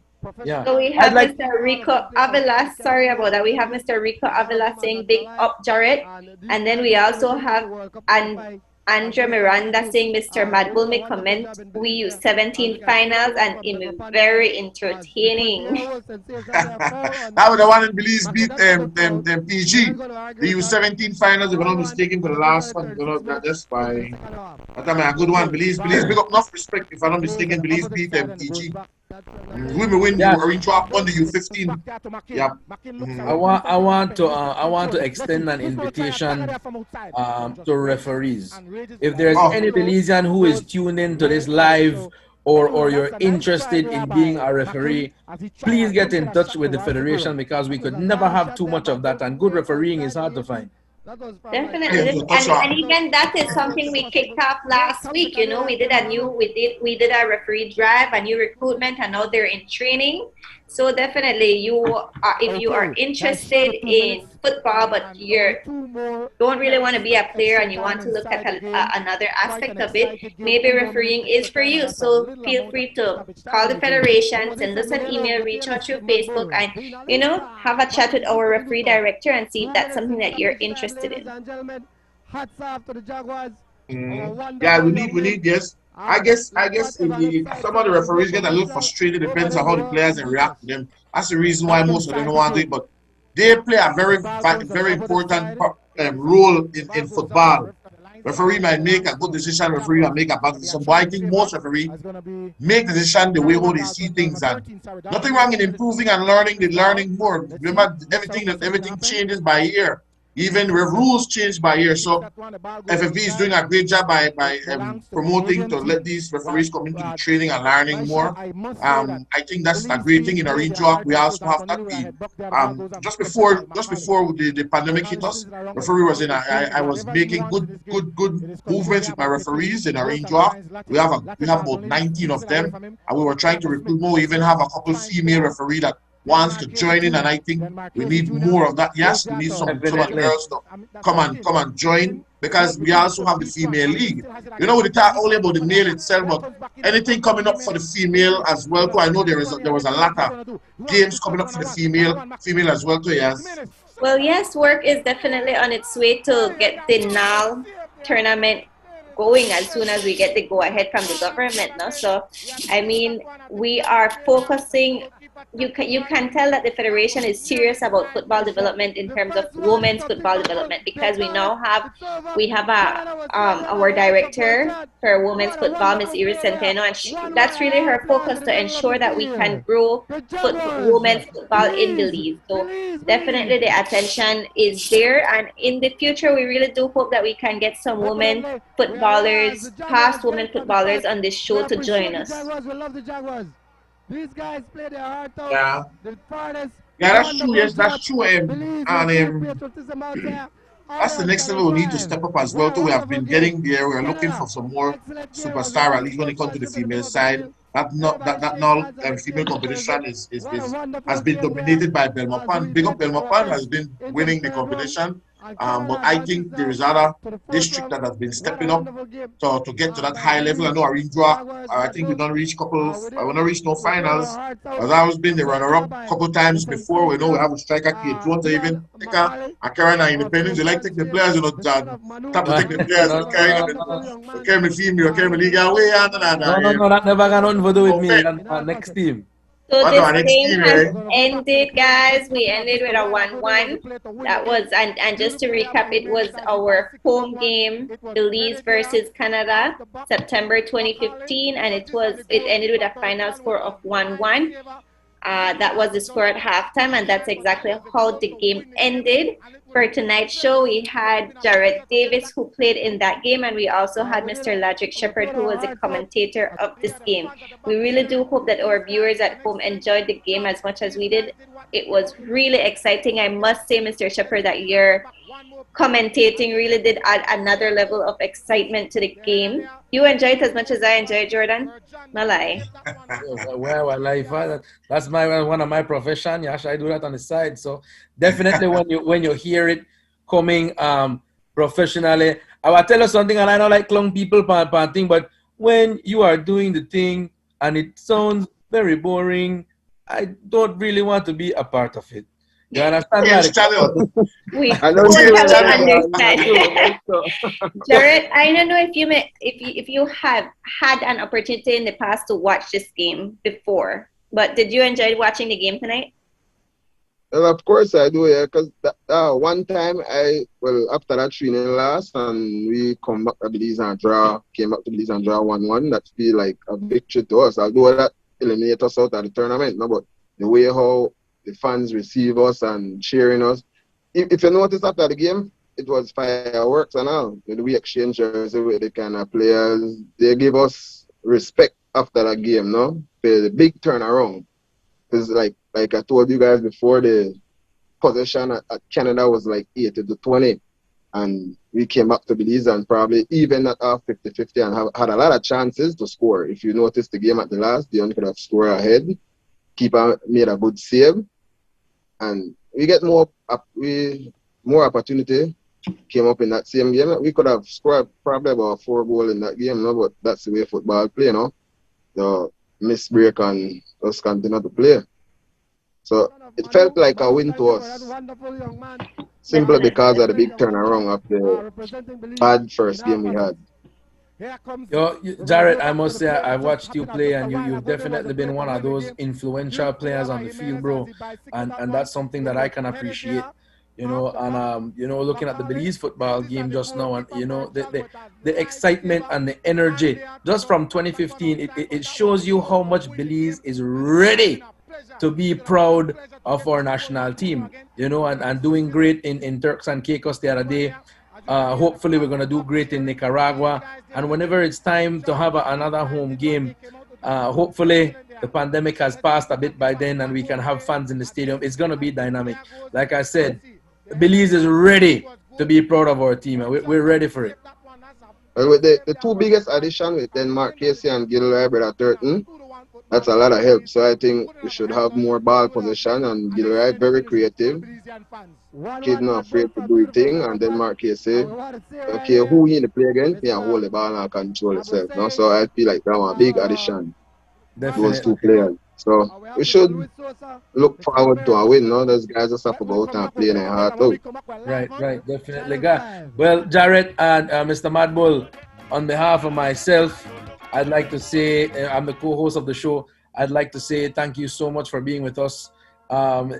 Yash, you did yourself again getting guests for our show, because we've definitely had some really, really good guests, and Mr. Madbull and Jared just added to that list tonight. So thank you guys, you know, on behalf of myself, Yash.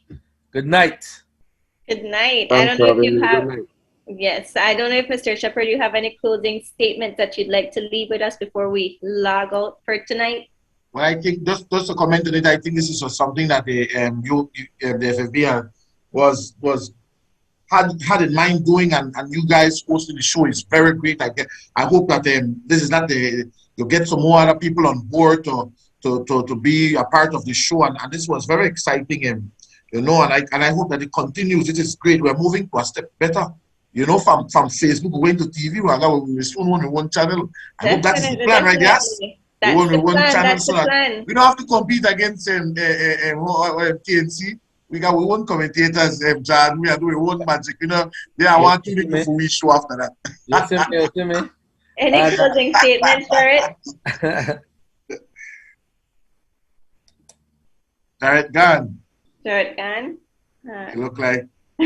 Well, guys, thank you all for joining us on the 4th episode of Legends on FFB TV. We will be logging out for tonight, but we do invite you. Before we go, I just want to say this is our 1 month anniversary. 1 month anniversary. 4 weeks. Thanks to all our viewers, all the loyal viewers who have been tuning in with us, for all the viewers who participate. You know, I don't want Monday. It's 4 shows. 4 shows. 4 shows. 4 shows at a month, man. 4 was a month.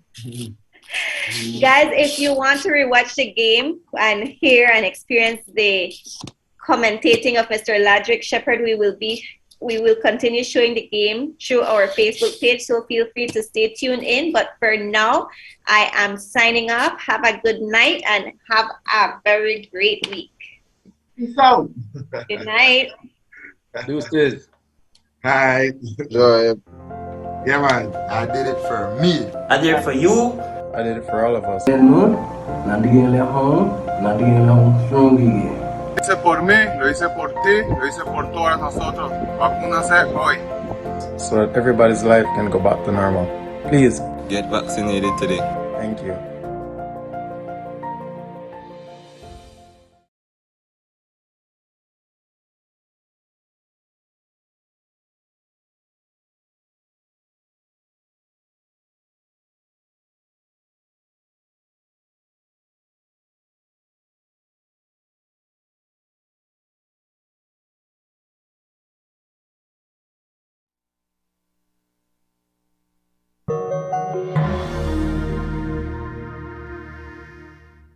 This FIFA World Cup Russia 2018 qualifiers game, Belize Jaguars versus Canada, is brought to you courtesy Belican, the Bear of Belize, Benny's Home Center, Quality and Savings, and Atlantic Bank Limited, building the future together.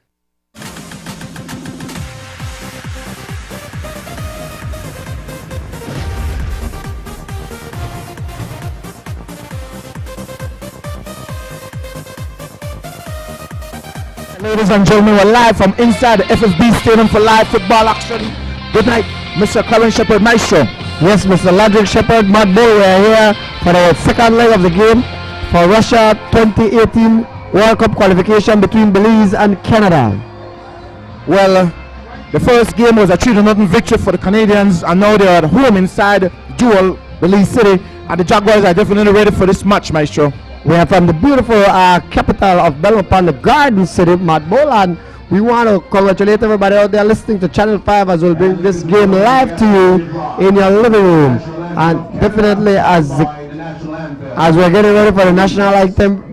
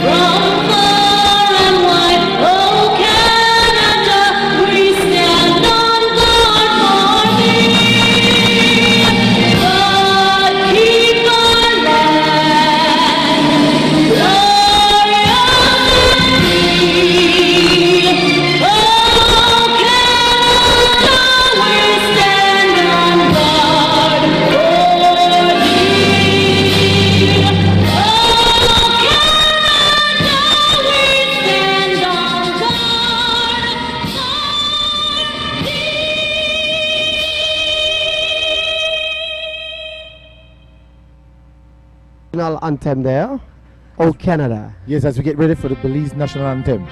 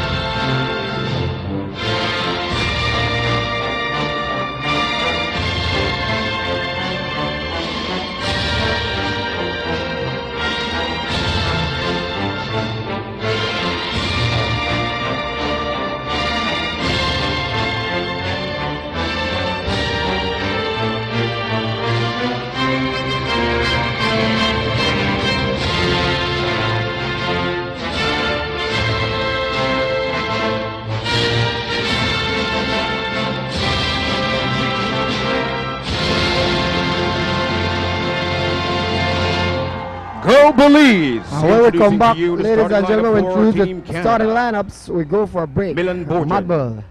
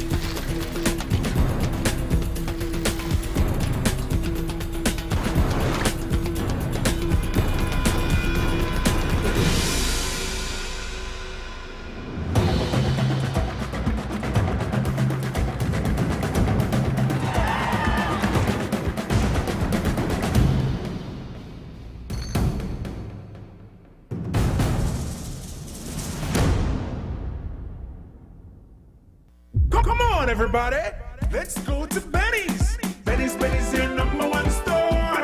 You got that right. For your money, we give you more.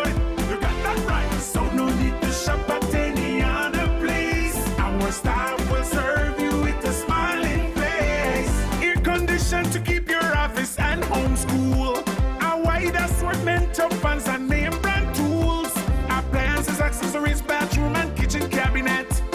So many other things that we don't mention yet. All these and good treatments you will never forget. Check Benny's, make you the asset. Benny's your number one store. You got that right. For your money we give you more.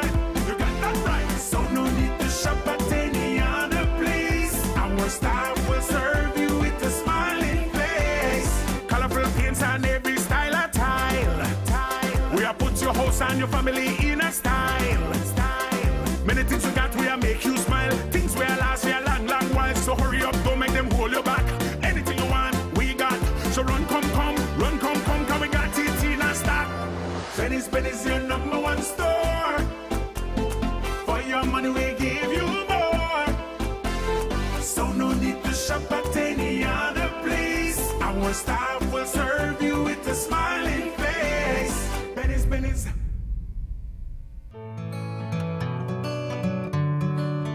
Today is the day when your dream house becomes a reality.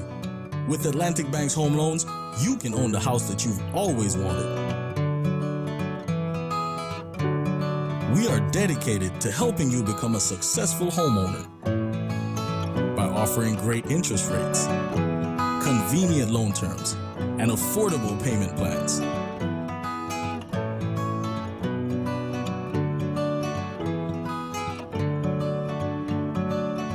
Atlantic Bank's home loans, helping you to find the right loan for your dream home.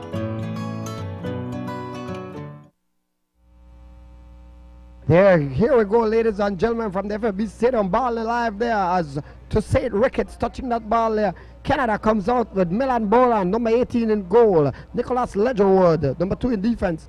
David Edgars, Adam Strait, and Marcel DeJohn in defense. In midfield, they have Atiba Hutchinson, 13. William Johnson, number 8.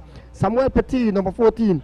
To St. Ricketts, Issei Farhan and Sally Lauren in forward. And the Belize team comes out, Mad Bull. Okay, the Belize team comes out, my show, with Shane O'Reilly, number 22, Shane O'Reilly inside the goal. Ian Gidder, number 7. Roy Smith, number 8. Dalton Ely, number 13. Denmark Casey, number 18. Trevor Lennon, number 3. Elroy Bibbs Squealing, number 5. Danny Jimenez, number 20. Andres Mackin, number 14. Harrison Roches, Kafu Roches, number 10. And Dion Tedley McCarlin, number 9. Definitely, Mad Bull, and here we go as the goalkeeper right there. Milan Borjan sends that ball. There has been a corner kick from the northeastern section of the pitch here at the FFB in favor of the Canadian team. The Belize team playing in their usual 4-4-2 format, and the Canadian team playing 3 defense, 5 midfielders, and 2 forwards. Yes, my show. That's the way how the game is set up. As well as the ball goes way down into number 4, that is Strength. Adam Strength goes there to the goalkeeper, Burgeon, and Burgeon sends that ball quickly outside, headed there by Dalton Ely, controlling the middle there by number 14, and it goes on that side. The referee says it's a foul. It's a foul in favor of the Belize team, my show. Yes, in favor of the Belize Jaguars, and the last game we played, Mad Bull, was very, very clean. We need 4 goals to advance to the 4th round, Mad Bull. It's no joke. I think we can do it. Let's keep our head up and play a very excellent game. Okay. Smith centers this ball inside the danger zone. It is proud headed out there by number 4, Adam. Ball is controlled there by number 21, Lannon, as he trying to spin that ball to the opposite side. As we have control once again back. Ball is controlled, nearly stolen, and goes back to the side of William. There goes big shot there by Will Johnson as he tries that shot right off right early inside the game. That's the captain of the Portland Timbers in MLS, Mad Bull. He was absent for 2 years, and now he's back with a vengeance in the Canadian national team. Definitely, my show. Then the captain band has switched over to number 13. Hutchinson now is the captain of the Canadian team today, my show. The other captain, Mad Bull, from the last game, he got hurt. So They have a different captain today. That ball is controlled. The referee said that's a foul in favor of the Canadian team. Quillen, as he chose that ball towards, is going to be spotted and kicked. Get ready to be kicked there by Hutchinson. Sends that ball and goes over to Strength. Strength goes back there to number 17, DeJohn. DeJohn goes way to the back there to his goalkeeper, Burjan. Burjan is going to center that ball opposite side.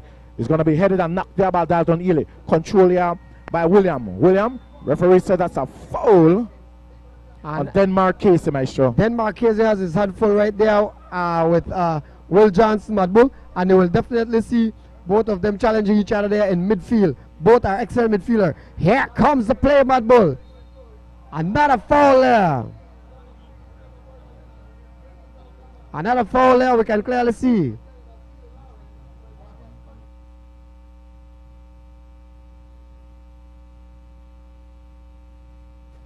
Yes, that's a foul just outside the 18 box, Maestro. And let's see what's going to be the outcome of this. Getting ready to take this spot kick, but let's see. It's Nerd, and Will Johnson is the man that usually takes that spot kick towards the goal. Just outside. Let's see. Spot kick in favor. Ball. Johnson centers that ball. Is blocked there by the defense. It's going to be controlled there by number 13. Hutchinson, the captain, and he centers that one back. Let's see. Danny Jimenez comes on this side and centers that ball, trying to get it out of the danger zone. It goes on that side. It's going to be out. It's going to be a throw in there for Adam Strength here for the Canadian team. Strength looks around for someone to throw the ball to. DeJohn says, leaves it for me. So he's going to be the one to pick up this one now. DeJohn goes back there to Adam. Adam, let's see. He's picked up there by Cafu. The ball rolls and goes opposite side, center field to Edgar. David Edgar. Edgar sends that one opposite side. Let's see. Dalton Ely picks it up. Ely looks around for someone, goes and finds Mackin on the center. Mackin goes back there, way to the back there to Smith. Smith looks around as he breaks his time. Sends that ball way on the opposite side, trying to find Bibbs Quillen. The ball is headed there and controlled there by Nicholson. Nicholson sends that one and head there, controlled there by Denmark Casey Jr. Denmark Casey sends and goes and finds Nerd and trying to find Cafu Roches, but the ball goes out, and it's going to be a spot kick in favor of the Canadian team. Mad Bull, we are already playing excellent ball game out here today, better than we did the last time. We can clearly see the Belize team coming out here with Shane Moody Orio in goal, number 22 Ian Guinea, Elroy Smith, Dalton Ely in defense, Danny Jimenez, Denmark Casey, Trevor Lennon, and Elroy Quillen in midfield, Andros McKinn as a libero, Harrison Cafu-Roches, and Dion Macaulay in forward. Yeah. Back inside the game, Ian Guinea is going to be centering that ball, trying to find Cafu Roches, but a little too hard. The ball goes out. It's going to be another spot kick there for goalkeeper Melon Burgeon. That's the goalkeeper there for the Canadian team as he spots that ball and gets ready. Maestro, quite a different game that we saw the earlier part. Belize is playing much better than that first game. Definitely, Mad Bull, we can clearly see a resilience in the Belize team. We have had 3 threats on the Canadian goal so far. The goalkeeper is much more busier than the last Greek goalkeeper that they showed. Bergalen on there with that ball, and we can clearly see the pressure here from Danny Jimenez. Here comes DeJohn. DeJohn doesn't want no trouble as he sends it on and goes back to Burgeon. Burgeon goes back to DeJohn. DeJohn with the left foot sets that ball. Ball is picked up there by Guinea. Cannot control. Opposite side. Bergalen picks it up. Sends that one trying to find Cafu Roches. It slips and it goes back there to goalkeeper Burgeon. Burgeon slows down the play and looks around to see what's going on. McKinn attempts to go out towards him. He picks up the ball and looks around, and this time he talks to his friend. Goes and sends that ball opposite side as Adam Strain controls it. Strain goes back there to the captain, number 13, Hutchinson. Hutchinson goes back to Strain. Strain back to Hutchinson, the captain in center field. He's picked up there by Macaulay. Loses that grip. Jimenez has it. Jimenez. He's played there by DeJohn. DeJohn goes back to Jimenez, still control. Jimenez still control. This is what I'm talking about, Maestro, but he loses the handle. It was a break for him to pass it off. Lennon, he's beat there by number 21 and control there by Jimenez again. Here comes Jimenez losing the skill. The ball goes out. Let's see, referee said it belongs to the Canadian team again. Definitely, Mad Bull, we can clearly see right there the Belize team coming out playing a little more with a reserve there, and the officials, Santos Escobar from Puerto Rico, assistant Norales Garcia, Puerto Rico also, another assistant there, Pupino Esquivel from Nicaragua, and the 4th official, Anderson Abrams, also from Puerto Rico. The match commissioner is Controla Hector de Mexico. Those are our officials out here today, Mad Bull. Okay. As you remember, my show that some of these games are playing simultaneously across. We remember there's some other games that are playing right now. Can you please give us a breakdown of the other games and the teams that are in trouble, just like Belize is? Definitely, Mad Bull. They are Curacao. Salvador beat Curacao 1-0. Haiti beat Grenada 3-1. Nicaragua beat Jamaica, the big upset, 3-2. And tonight they're playing in Managua, Nicaragua.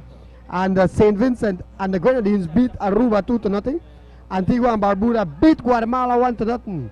Mad Bull, this could be very dangerous as we see a lot of upsets being taking place. Yes, as you just mentioned a while ago, let's get back inside the action. Number 8 controls Johnson. Will Johnson controls as he's picked up there by Mackin. Sends that ball and goes over the side and finds the captain there, Hutchinson. Hutchinson's inside the middle there. He's Farran losing the grip of that one there. The ball goes opposite side and picked up by Jimenez. Jimenez heads that one trying to find Cafu Roches. Roches, the ball goes over his head. Still control that ball. And it is kicked out there by Adam. Adam goes there to Mackin. Mackin goes and finds Bill Squealing. Cannot control. Out of the Blues. Here comes number 2, Longsword. As that ball goes way to the back. Opposite side. Control again by the Canadian team. Center. The captain goes back there. That's Hutchinson. Goes and he finds his teammate Johnson. Will Johnson sends that ball way to DeJohn. DeJohn goes opposite side and finds Adam. Adam goes back to Will Johnson again. Johnson, as they spins around the ball the same way they were playing. And this is what I basically I was not applauding for the Belize team. I think we need to play a little more aggressive and a little more upfront, Maestro. The apex of their triangulation, Mad Bull, is Will Johnson. All the ball go to him. They need one person to attack Will Johnson, who is setting the tables and running the card there, the play there for the Canadian team. He is the engine. You need to put a body on him in midfield.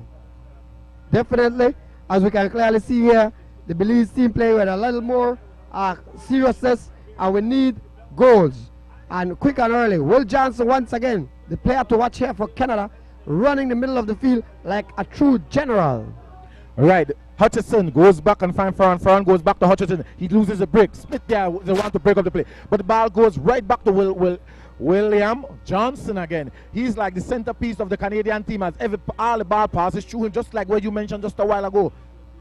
So let's see. There goes a big center. Lennon heads that one center field again. It's going to be picked up there by Macaulay. Macaulay trying to see if he get that one. The ball goes and way to the next turn to Adam. Adam doesn't want no problem and he goes back there to Burgeon. Burgeon quickly heads that one and goes back to number 5, David Edgar. Edgar goes there to William Johnson again. Back to Edgar. Edgar as he spins to the back. A little more aggressive. They go away there to the goalkeeper again. Burgeon goes back to Edgar on that side. Let's see. Here comes the Canadian team on there. Trying to see if they can just relax the Belizean team. In the center of the field, the John and Hutchinson on the side. Here comes the John again. The John goes back there to Hutchinson again, the captain of the team. Hutchinson spins that one in the middle where Will Johnson is there now. Here comes Will Johnson this time. Here comes the Canadian back on the attack. Here both players on the side. It's going to be aggressively attacked there. The ball goes. Will Johnson still controls there. That's what Johnson beats and goes back there to the captain, Hutchinson. Hutchinson spins that ball and goes back inside him. Hutchinson has it again. Goes back there in number 14, Samuels. The ball is controlled on that side. Hutchinson has it again. McKinn trying to take it away from him. As the ball goes out, referee says it belongs to the Canadian team again. Definitely, Madbo, we can clearly see they are playing games. We need to play, instead of playing zone, we need to play a man-to-man. And the defense is right there holding. The guys there, we see Siley being back guard there by Bergalenon. And Ricketts been covered there by none other than Yellowman Guinea.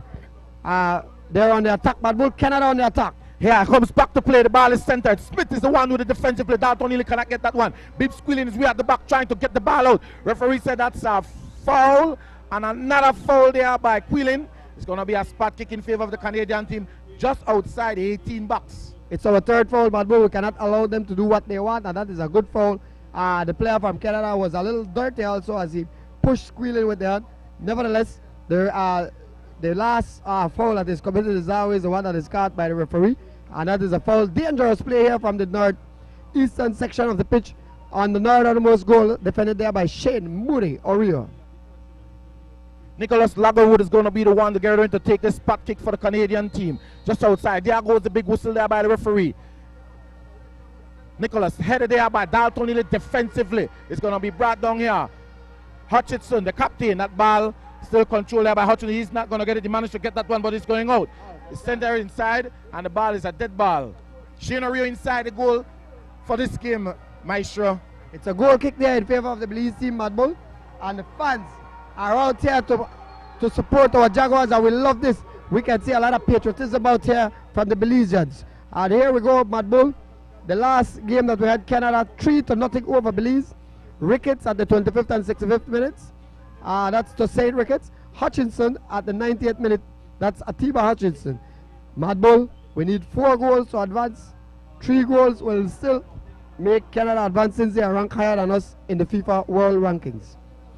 Deep inside, there we go back again, number 14 there, Samuel. Try to send out a beautiful head there by number 9 to St. Ricketts, the deadly goal striker, as that ball just edged outside. It was after a bad play by the defense there, but nevertheless, it's going to be a spot kick in favor of the Belize Jaguars. To St. Ricketts, Mad Bull is like one of those players like Manu Makali, always in the right place at the right time, has a nose for the ball, can score the football like nobody else. Never underestimate the power of a goleador.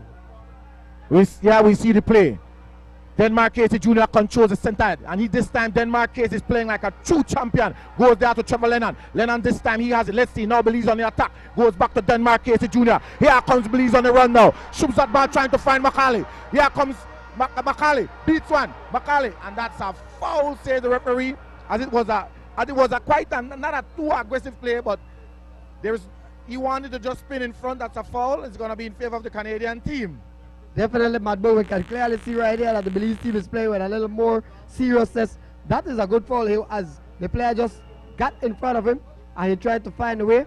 Nevertheless, the referee from Puerto Rico saw it a little different. That is Santos Escobar, as he gave the foul left to the Canadian team.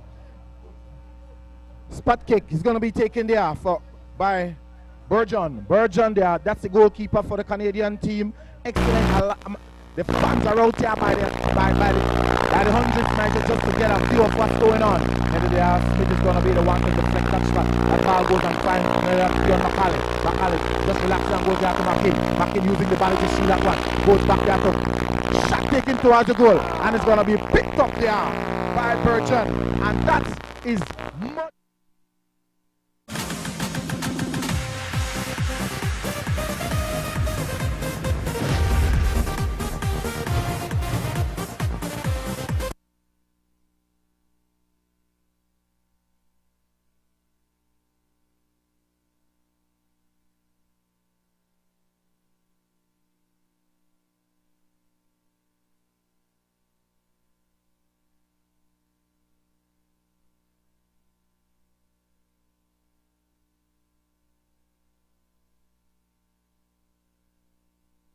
Looks at him, looks around, trouble, beautifully.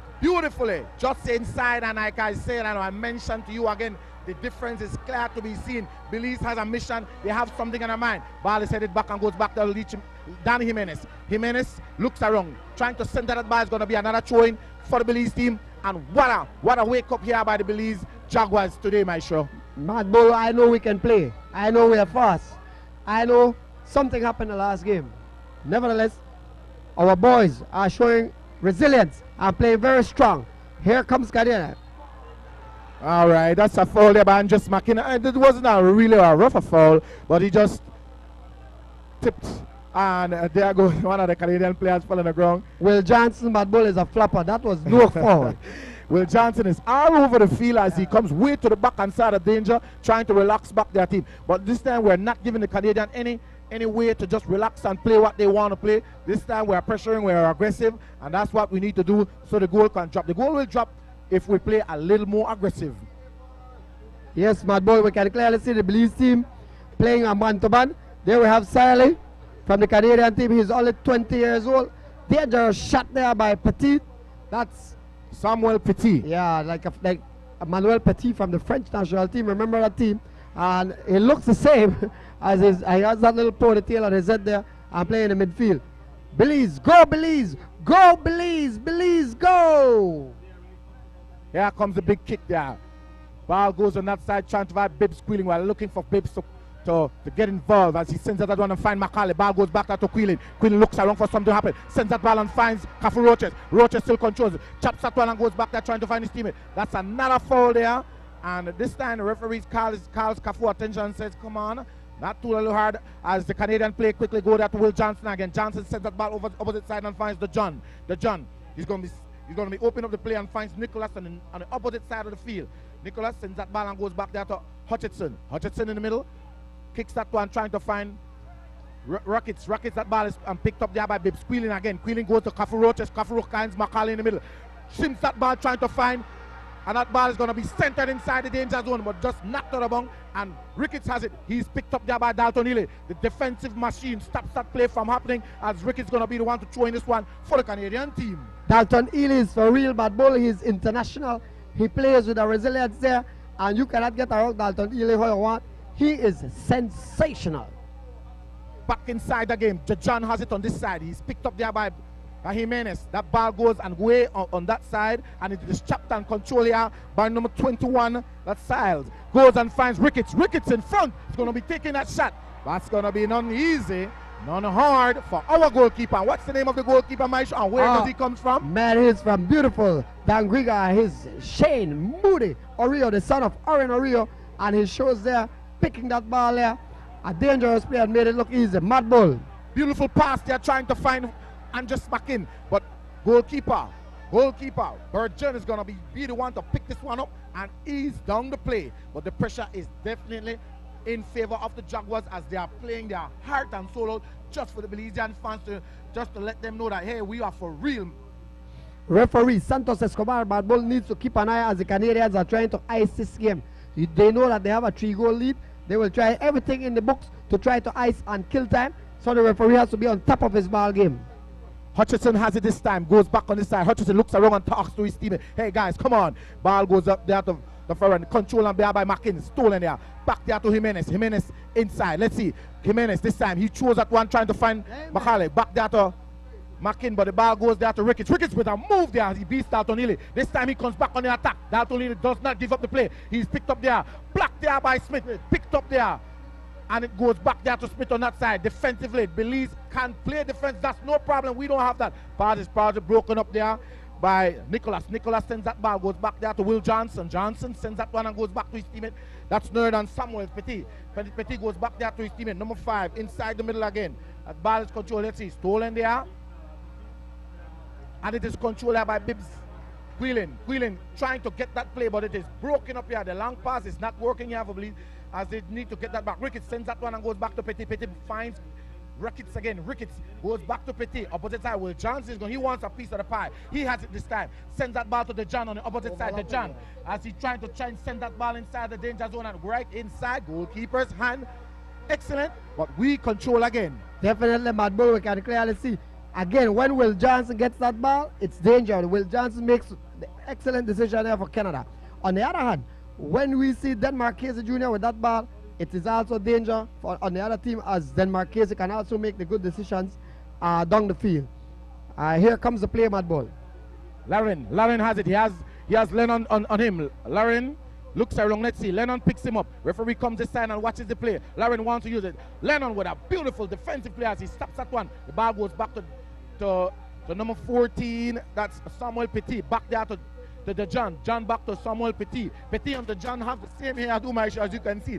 Opposite side, Strength has it. Adam Strength goes back there to Hutchinson. Opposite side, Petit.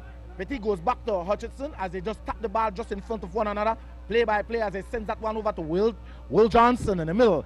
Johnson doesn't want nothing to do with it. He's going to be sending that ball opposite side, sending that there, way there to Nicholas. Nicholas trying to find Ricketts this time. Ricketts with a tap. Managed to control again. Ricketts goes back there to Will Johnson again. Johnson doesn't want no play. Finds the John on the opposite side. Going back defensively. Sends that one inside the middle there. Goes inside. And there goes a shot. And it goes after hand of Ricketts. It's going to be a throw-in in favor of the Belize Jaguars. This time Ricketts was in the wrong place, Mad Bull, as that shot was heading to the goal. The Canadian team, they move the ball laterally and they move the ball in a triangulation beautifully. The Belize team needs to mark man to man and don't give them any space, otherwise they could be deadly down the field. 0-0 from the FFB in the beautiful Belmopan City. Right, Jimenez heads that one. The ball still is in the air. Jimenez trying to see if he can bring that down. Adam Strength brings it down for him. Strength is going to be playing it smart as goalkeeper. Burgeon slows it down and says, hey, come on, guys. We are this. Inside the middle, Hutchinson has it, the captain. Here comes Canada on the attack one more time. Hutchinson looks around for something to happen, sends that ball way to the back. As it goes back there to David Edgar. Edgar goes and finds Burgeon. Burgeon goes and finds his teammate on the opposite side, number 4 Strength, Adam Strength. Will Johnson has it. As this is exactly what the Canadian team was doing in the first game. When they saw that danger was coming, they slowed down the play, like what you would call, they are trying to kill the time. It's not really, we need to be a little more aggressive playing the ball. Definitely, Madbo, you can clearly see that they don't want to attack as much as they want. They want to play defensively and kill time. Here the Belize team in the middle, attacked there by Makin. They are doing a wonderful job, and it's a yellow card on Makin, but it was number 14 who initiated the contact first. Again, this referee, I believe he's sleeping, he's not seeing the first initial contact. I think Makin became a victim of his own success right there. Yeah, as he goes and shakes a petty hand, and it wasn't anything aggressive, but you know the referee sees it in his angle. Yeah. All right. Number 17. The John is going to be the one. Here comes back inside the play. The play goes on that side, trying to overwork it. Dalton Neal is top of his game as he breaks that one up. Beautiful. Inside the middle. Denmark Casey Jr. goes and finds his teammate.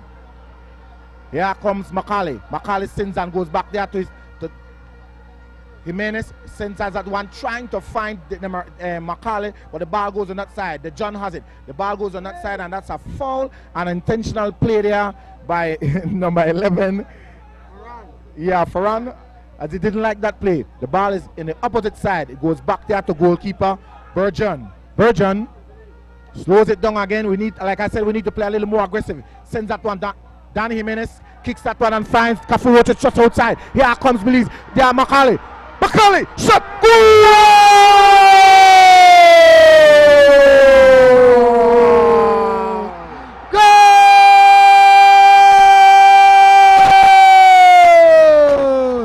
Belize, Dion Macaulay from Cafu Roaches. 1-0 Belize.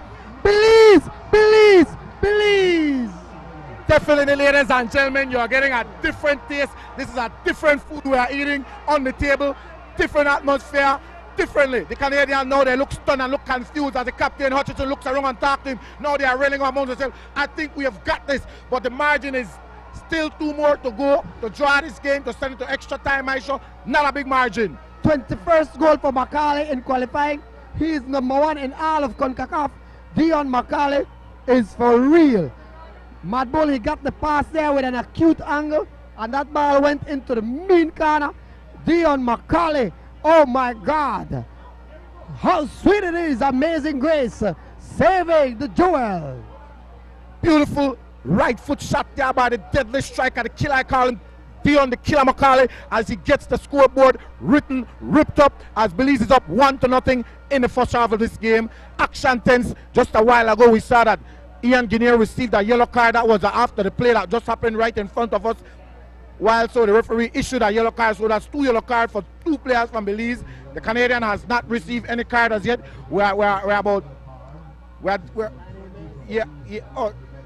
Danny Jimenez had received that yellow card. It was a play, but it was Guinea that was the play, and I saw it. So let's get back inside the game. Farhan goes on that side and he finds his teammate. Ball goes back there to Petit. Here comes Petit on the attack. Looks around. Let's see. Trying to see if he can send this ball. Yes, he senses it. Ball is headed and it's going to be out. There.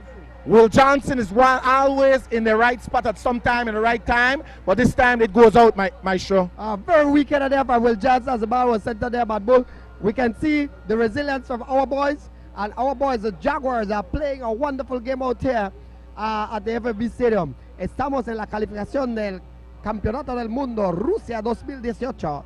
Belice contra Canadá. Belice 1-0 sobre Canadá. En el segundo juego, el primer juego fue ganado por Canadá 3-0 desde Belmopan. Belice 1, Canadá 0. Mad Bull. back inside the action here and inside the FFB Stadium.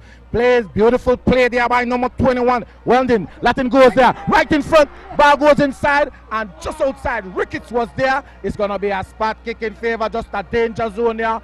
Lennon just could not control that one. The ball went just underneath his foot. It was not on Ricketts with that shot. It went outside. It could have been, it should have been Mad Bull, but it was not. The duel saved once again by the grace of the Almighty God. 1-0 Belize still from the FFB Stadium in Belmopan. Mad Bull. Okay, here we see goalkeeper Rio talking to his friend, to his teammates as he sends that ball inside the danger zone. It is headed there. This wheeling. It is controlled by Will Johnson again. Johnson goes and finds Ricketts on the opposite side. Here comes Canada now on the attack. Doesn't like the smell of this one. Ricketts looks around, three man picks him up as he beats two. The ball still control outside there. Ricketts still has it inside. Play ball, says referee. Ball control here by Smith as Ricketts wanted a penalty inside that box. Referee says, no way, we saw what you're doing. Dalton Lilly comes like a man on a mission. Looks around, heads that one, picked up there by Denmark Casey Jr. Jr. is like a machine gun inside the middle, playing with his heart and playing much better than last game. Denmark Casey Jr. sees the play and goes there to Guinier. Guinier, 6 that one, trying to find the deadly striker Macaulay. Macaulay has 2 to beat. Macaulay looks around, and that's a foul there. It's going to be in favor of the Belize Jaguars. Yellow card. The John is the personal marker for Macaulay. He will have none of it. Macaulay fake the funk on a nasty play there, beat him, and you can clearly see right there, Mad Bull, what a beautiful play there by Macaulay. 17, the John, and he's Mad Bull. The John is 29 years old. A very good left back defender there for Canada. Here comes the play as Elroy, the captain Smith, will be centering this one there, number 8 here for Belize, Mad Bull. Okay. Back inside the action. Smith sends that one inside the danger zone. It is headed there by the captain Hutchinson. Goes back to Smith. Smith still controls. This time he tries the left foot, trying to go over the opposite side to Dan Jimenez. The goalkeeper Adams comes out, makes a fake, but this time he lets the ball roll outside, and it's going to be a spot kick in favor of the Canadian team. Unofficially, Mad Bull, we are 31 minutes into the first half. 1-0 Belize. We need 3 more goals. Could we do it? I believe we can, Mad Bull. Definitely our boys, the Jaguars, have the resilience, the talent, the speed, the strength to come up and give us more glory in the duel. Okay, here comes a big kick there by Burgeon. Burgeon sends that ball center field. Dalton Lilly is going to be the one to head that one, trying to fade. It goes back there to the captain Smith. Smith sends that one, trying to find Dion Macaulay. Runs without even looking at it. It's going to be set it, and it goes back to Burgeon. Burgeon doesn't want no trouble as he kicks away that one. But let me just describe that first goal measure. It was quite a shot, a right foot shot, a beautiful pass there as it edges the side of the post and went inside, back inside the action. Mackin has it this time. Mackin is shoved from behind. Referee said that's no foul, and it's going to be a spot kick in favor of the Canadian selection. Harrison Kafur-Roches, Mad Bull, was right on top of the circle, just above the 18-yard box, defended there by Canada. He got a pass there from Yellow, and he swing, finding Macaulay on the wing. Beautiful pass there. Macaulay with an acute angle sent it to the mean corner there. And the goalkeeper, Milan Burjan, could do nothing but sat and watch that beautiful goal there by Dion Macaulay. His 21st goal in World Cup qualifying, leading the CONCACAF and the Americas. Ball is headed there. It's going to be picked up by Mackin as he sends it on and finds Dion Macaulay like a magician, ladies and gentlemen. Here comes the deadly striker going to find Cafu Roches. Roches looks around and finds Jimenez. Jimenez, beautiful. He's picked up there. He still controls. Jimenez goes there to Cafu Roches. Roches! Offside, says the linesman, and it was right in front of him. Yet it was a play that it had to be for Danny Jimenez. He was the one that was supposed to shoot that one towards the goal. He took a little while, hesitated, and then gave that one away, Maestro. Definitely, Mad Bull. The shot was there, open to his left foot. He decided to make the pass, but in those cases, even like what we used to say when we were little boys playing there, to a pint the ball, believe boy, to a pint it. Yes, as we see that Farran again seems to me he has a problem with Yellow Man Rowley. Doesn't seem that was a play I thought that Yellow Man Rowley had received a yellow when they were kicking each other right in front of the linesman. I definitely saw the play, but nevertheless, The referee talking there to foreign them to be calm down himself and let's play football. We don't want to argue and be shoving anybody out there. The ball is headed, kicked there by Trevor Lennon. It goes hard. It's gonna be picked up there by Cafu Roaches. Still headed there. Dion McCauley, the striker, picks it up again. Here comes McCauley. Left foot shot towards the goal. Beautiful. Just exciting, ladies and gentlemen. And the judge edges outside. Dion McCauley has something in his mind that is just a killer instinct. That is the reason why I call him Dion the Killer McCauley, because he's a striker that has no fear. Definitely, Mad Bull, that ball was there on his weaker foot, the left foot, and he took that shot there more like a pass, but there was nobody home to accompany the play, and the ball just abandoned the goal line there. Canada being saved just by a short maple leaf. And I tell you again, the Canadian team look a little confused. They are not dominating the game. Time of possession is definitely in our favor. The ball is controlled on this side. Ricketts control. Dalton is like a pest on him as he takes away that ball from him. Picked up there by Denmark Case. Say Junior. Denmark Case, it goes to Bib Quillen. There we see Cafu Roaches. Cafu Roaches goes to the back. The ball is chopped. Control on this side. Here comes Hutchinson. Doesn't want it, and it goes back there to the goalkeeper again. Burgeon goes on the opposite side and finds Nicholas is going to switch the angle, trying to see if he can find for run. Ball is knocked and picked up there, and it's going to be left there for the captain, Smith. Smith, beautiful there by Smith as he slows down the play. Now we are playing football, ladies and gentlemen. The Belize Jaguars looks like some players that this was not the same game that I announced last week Friday. Bibb squealing the left foot assassin is on that side, brings down the play, looks around, the ball goes high, and as you can see, Logwood doesn't want no trouble with that as he kicks that one away. Ball is controlled by the Belize team, I'm sure. Definitely, when we look at Bibbs, there was not wrong with him. Mad Bull, he told us today that there was no injury, that 5 of them could not get Canadian visas, and that's the reason why he was not on that trip.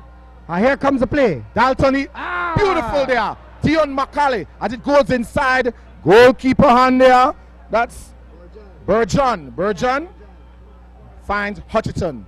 The Canadian team, Will Johnson, we haven't called his name for a good while. Hutchinson controls and goes on the opposite side as he calls Samuel. Samuel goes on and finds his team. And this time they are separating the ball and trying to see if they can gain momentum. This is what they were doing in the first game so that they can probably confuse the Belize national team. But this time we come with a different taste in our mouth. We come with a different mindset, and we are dominating the time of possession of the game inside the first half. What we are saying, Mad Bull, if Will Johnson from Canada does not touch the ball, you can clearly see how we play.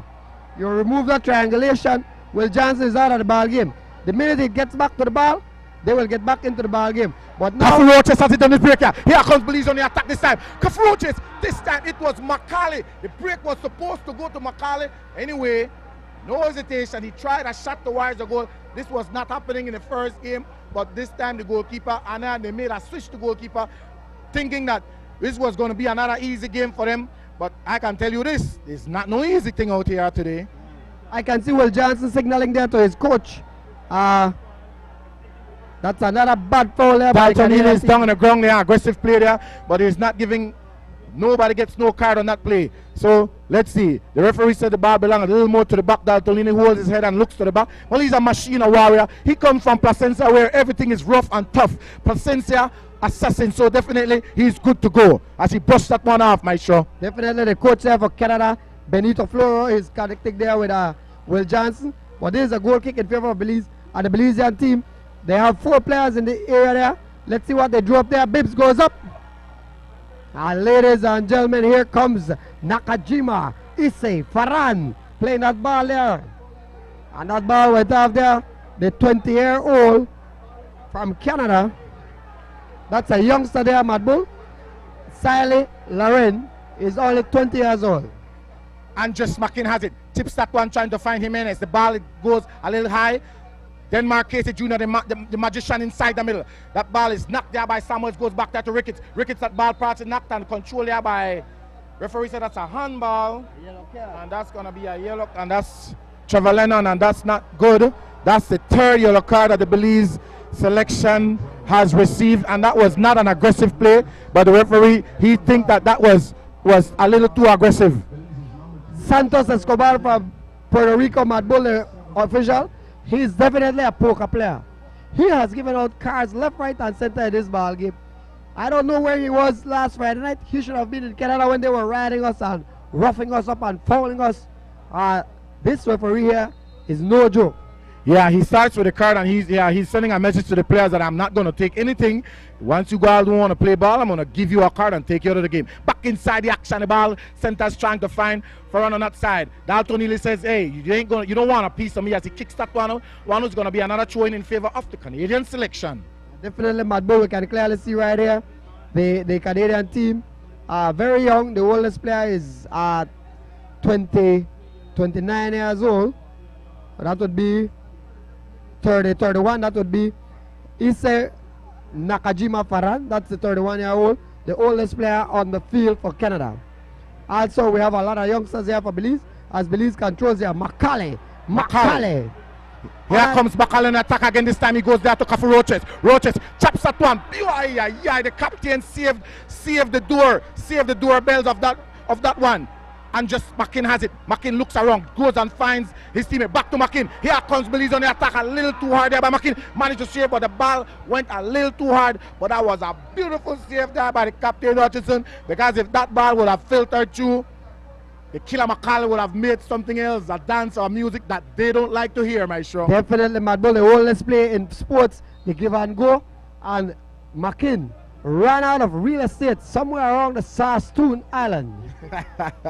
Back inside the action, Big Bad Berjan playing cool and collective. I know he didn't like that goal. I caught him just a while ago. He's still confused. There goes a big kick inside the middle, as that ball is going to be headed out by Dalton Neely. Picked up there. Trevor Lennon doesn't want no trouble. The ball goes outside. It's going to be another throw in favor of the Canadian team. What a crowd, what an audience, and what a Belizean fans we have out here tonight. Definitely, Mad Bull, we want to say shout out there to Punta Gorda, Toledo, also Stan Creek, Dan Griga, San Ignacio, Benke, beautiful San Ignacio. We must say Cayo is big, Mad Bull. And none other than Belize City, San Pedro, Corozal, and we got to say Sugar City, the #1 city, Orange Rock Town. Okay. Ricketts changes position. The ball is knocked and picked up there by McKinn. That's a big battle there by Ricketts. The ball control and picked up there by Smith. You're going to look small. He goes there to Guinea. Guinea sends that one trying to find Dion Macaulay. Macaulay goes back to Andres McKinn. McKinn sends it and goes to Dalton Neely. The opposite side. Belize is playing like some real ballers. This was the Belize I was looking for. Inside the middle, Dion Macaulay, the deadly assassin, the killer. Macaulay looks around, sends that ball and finds Jimenez. Jimenez looks at it, chops that ball. The ball goes off the foot of Will Johnson, and it's still in favor of the Belize Jaguars. Definitely, Mad Bull, I always say this. Sometimes we are our own enemies. Our talent is definitely infinite. Belize has a lot of talent, and we need to exploit it. We need to do what you're doing, work with the U12, the U15, the U19 for the next qualifying. We cannot just let off and do some work. Play by play. Beautiful. Ball goes back to Dion Macaulay. Macaulay, left foot shot there. It is blocked there by Burgess. Burgess, it goes and it finds Nicholas. Nicholas doesn't want no trouble. The ball goes on that side. Dalton Neely is going to be aggressive there. Picked up there by Latin. Latin still control this one here. Inside the middle, chops that one and goes there to Samuels. Samuels chopped there. The ball goes on the opposite side. Will Johnson has it. Referee says play on. As you can see, the aggressiveness that we are looking for, we are seeing it now. They're spin the ball, and this time they control. They don't like the pressure that we are putting on them. That's the reason why they're space around the ball. We just need to be a little more aggressive, and I say second half, we go all out man to man, which we would have played something like basketball, but we're in football, and we cannot play that in this game, I can't wait for the NEBL to come back, the Elite Tournament, but we had a lot of fun. That's Milan Berjan putting all his 6'5" frame into that save there from that deadly left foot shot there by the #1 goal scorer in all of America. Well, the coach there, this is what I would like to say. The coach said that this was the first time that his goalkeeper did not get in the ball. Well, you'll get a rude awakening today, sir. This is a different football game. We're at home, we're relaxed, and we're going to pressure you as much as we can. And you know they can't take pressure, Mad Bull.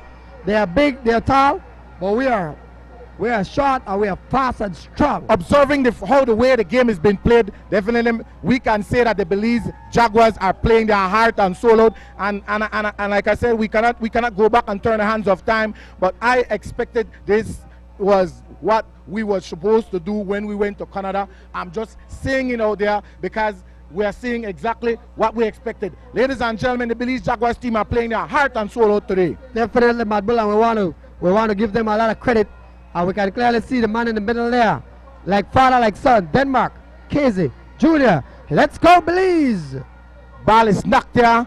And by Adam's strength, the ball goes and picked up there by Guinea. Guinea looks around and chops it on and finds Smith. Smith goes back to Guinea. Belize on the attack. Broken up there. Picked up there by Petit. Petit shot.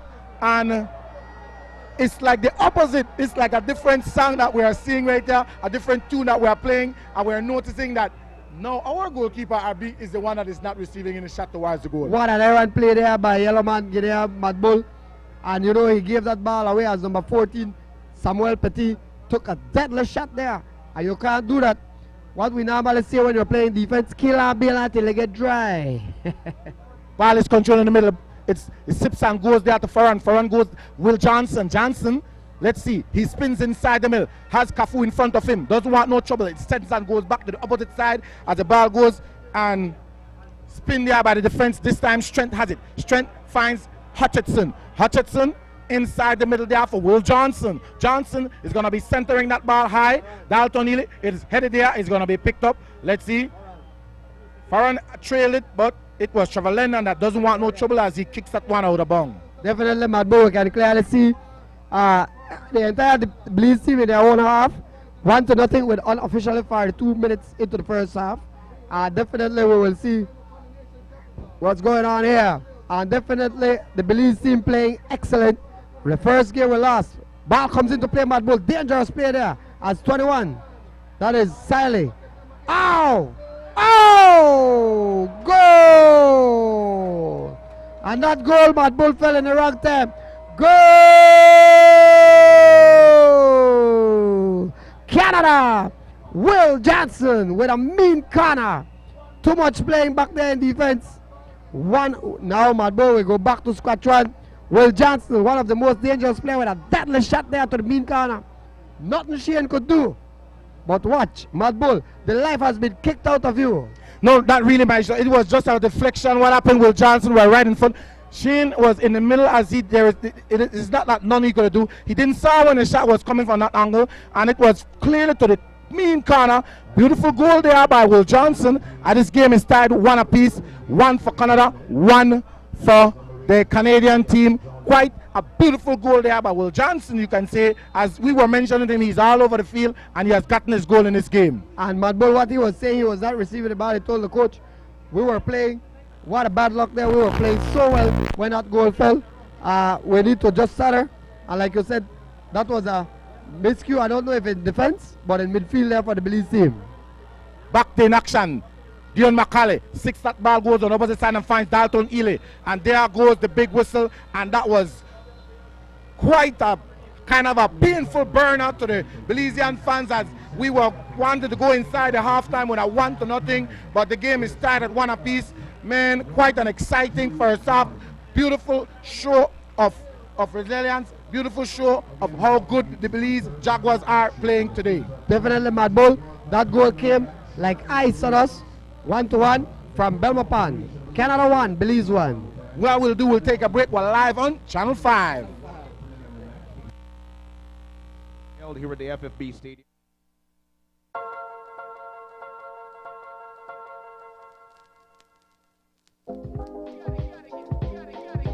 Doing it and doing it and do it again.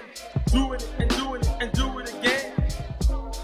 Belize is doing it again and backed by popular demand. Yes, we have extended our biggest in-store tile sale ever for the entire month of September to close off the blue light season.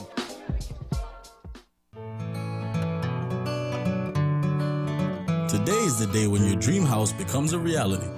With Atlantic Bank's home loans, you can own the house that you've always wanted.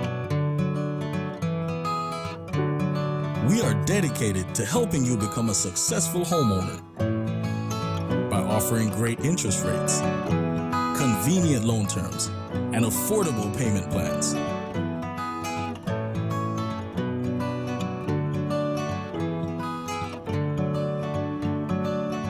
Atlantic Bank's home loans, helping you to find the right loan for your dream home.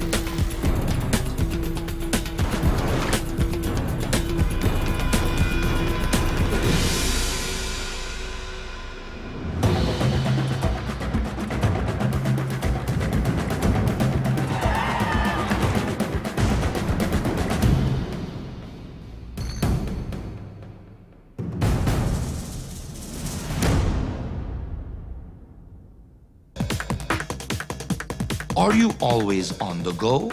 Tired of missing your favorite games while they're actually being played?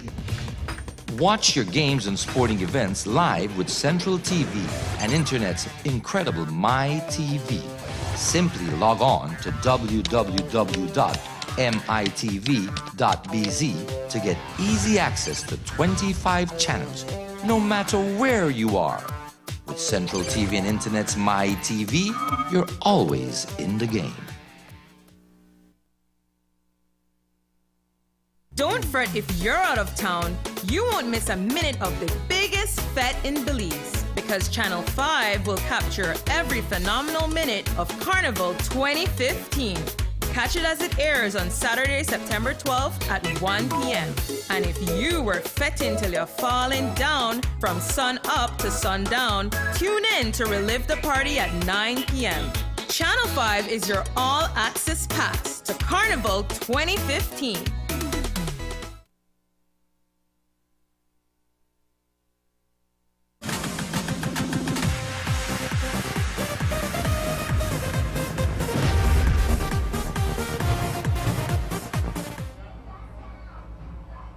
Okay, we are back again. 1-1 football game inside the FFB Stadium, Canada, and the Belize Jaguars team. As I show quite a performance by the Belize Jaguars team, total different from what happened in the first game. Definitely, my boy, we were there for 44 minutes. And we could not hold it for the entire 45 as we gave up a goal at the 44 minutes. 1-1 from Belmopan. Yes, this time, as we tune in, we're going to be getting the replay of the goal by Macaulay. Dion Macaulay, what you call the killer. Let's see what really transpired with this play. Here comes the play. It was a play that came off Kafu Roches, beautiful pass there. And Macaulay right off the right foot. The ball edges on the side of the post. There is no way the goalkeeper could have gotten that one. And that was a goal that we will never forget as the day we go on, my show. Definitely, Macaulay got a pass there for Harrison Kafu Roches. Acute angle shot that ball. Goalkeeper Berjan could not do anything. Yeah, there is nothing he could have done to take that one on the goal. Macaulay is known for using 2 foot. He not only can score at 1 foot, but he can use both foot on the attack. As we are seeing all the guys are bib squealing, giving a round of applause there for his greatness. Quite a performance by the Belize national team. They are doing what they need to do. But at the end of nearly the end of that first half, my show, we got that goal there by Will Johnson and changed the whole atmosphere of the game. Let's see. We're going back to the goal by Macaulay. Kafu Roches took his time. The pass was excellent. It had to be the pass. Macaulay, without further ado, it edges on the post and went behind the back of the net.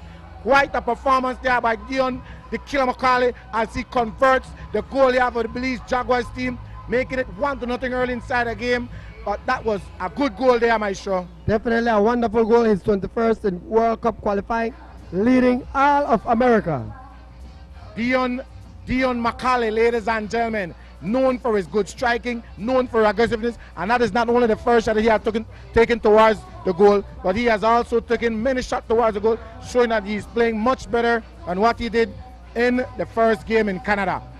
I expect in the second half that these guys come out hands all out. Let's see that there, ladies and gentlemen, there goes the goal. It was off a break. We're going to be showing you the goal.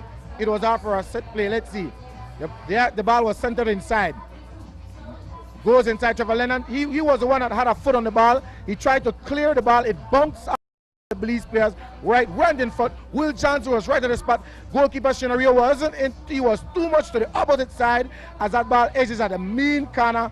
What a burner. What a heartbreaker for the Belize section as that one went inside. Will Johnson, we were calling his name earlier, and he showed that he is for real, my show. Definitely the captain of the Portland Timbers. Here comes back to play one more time. Trevor Lennon, he tried to clear it.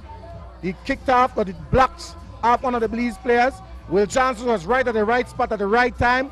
Without further ado, the right foot shot that edges on the mean corner and went behind the back of the net. Quite a performance there by Will Johnson. We were calling his name earlier, and he showed up. He's back, and he tied the game 1-1, heading into nearly to the end of the first half, my show. At the 44 minutes, but ball, it couldn't have come in a worse time. We were playing so well, and he was able to tie the ball game. Will Johnson, a professional from the Portland Timbers. All right. So what can we expect from the Belize national team in the second half? Second half, Madbo, we need to keep attacking. That's what we know how to do. Our best defense is how we attack. We are quick, we are fast, we are strong, we are also very intelligent, and we can always do it. Go Belize, go! Do you think we need any change in this first half? Well, Madbo, what I would probably do is probably reinforce the midfield a little bit. However, we cannot make changes just like that. We have to be very careful. How about the Canadian? We saw one of the Canadian players came out as just as he went for a warm-up, but I don't see any one of the Belize players not playing excellent. These guys are set and fit for this game, and I expect that we don't see no changes from the coaches as we're nearly about to get started the second half. Ladies and gentlemen, the Belize team are playing their heart and soul out. They're not letting us down. The FFB stadium is packed and rammed. What we'll do, we'll go to a quick break. We're live on Channel 5.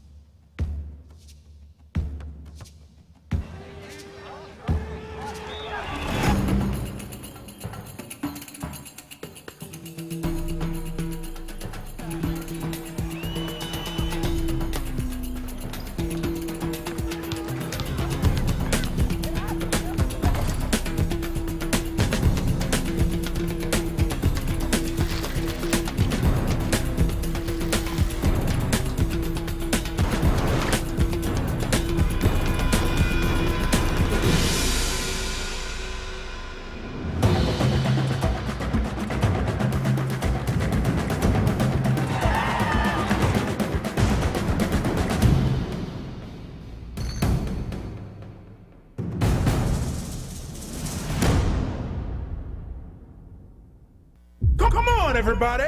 Let's go to Benny's. Benny's your number one store. You got that right. For your money, we give you more. You got that right. So no need to shop at any other place. Our staff will serve you with a smiling face. Air conditioned to keep your office and home cool. A wide assortment of fans and name brand tools. Appliances, accessories, bathroom and kitchen cabinet. So many other things that we don't mention yet. All these and good treatments you will never forget. Check Benny's, make you the asset. Benny's your number one store. You got that right. For your money we give you more. You got that right. So no need to shop at any other place. Our staff will serve you with a smiling face. Colorful paints and every style of tile. We are put your house and your family in a style. Many things we got, we are make you smile. Things we are last, we are long while. So hurry up, don't make them hold you back. Anything you want, we got. So run, come, cause we got it in a stock. Benny's your number one store. For your money, we give you more. So no need to shop at any other place. Our staff will serve you with a smiling face. Benny's.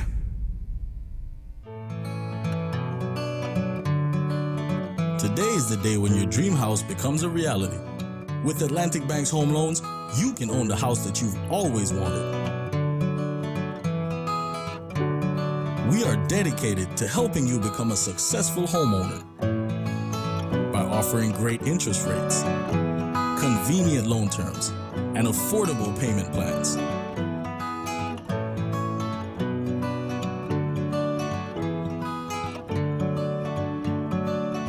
Atlantic Bank's home loans, helping you to find the right loan for your dream home. Are you always on the go? Tired of missing your favorite games while they're actually being played?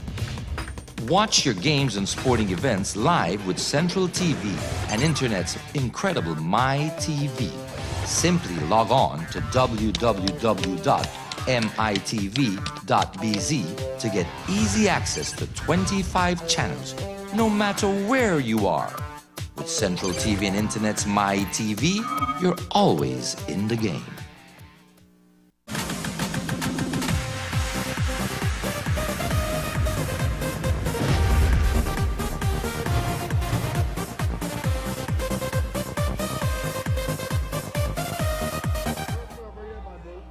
Ladies and gentlemen, we are nearly about to start the second half as this game is drawed 1-1. One for Belize early inside the game, and the Canadian got an early ending goal deep in the end of the first half.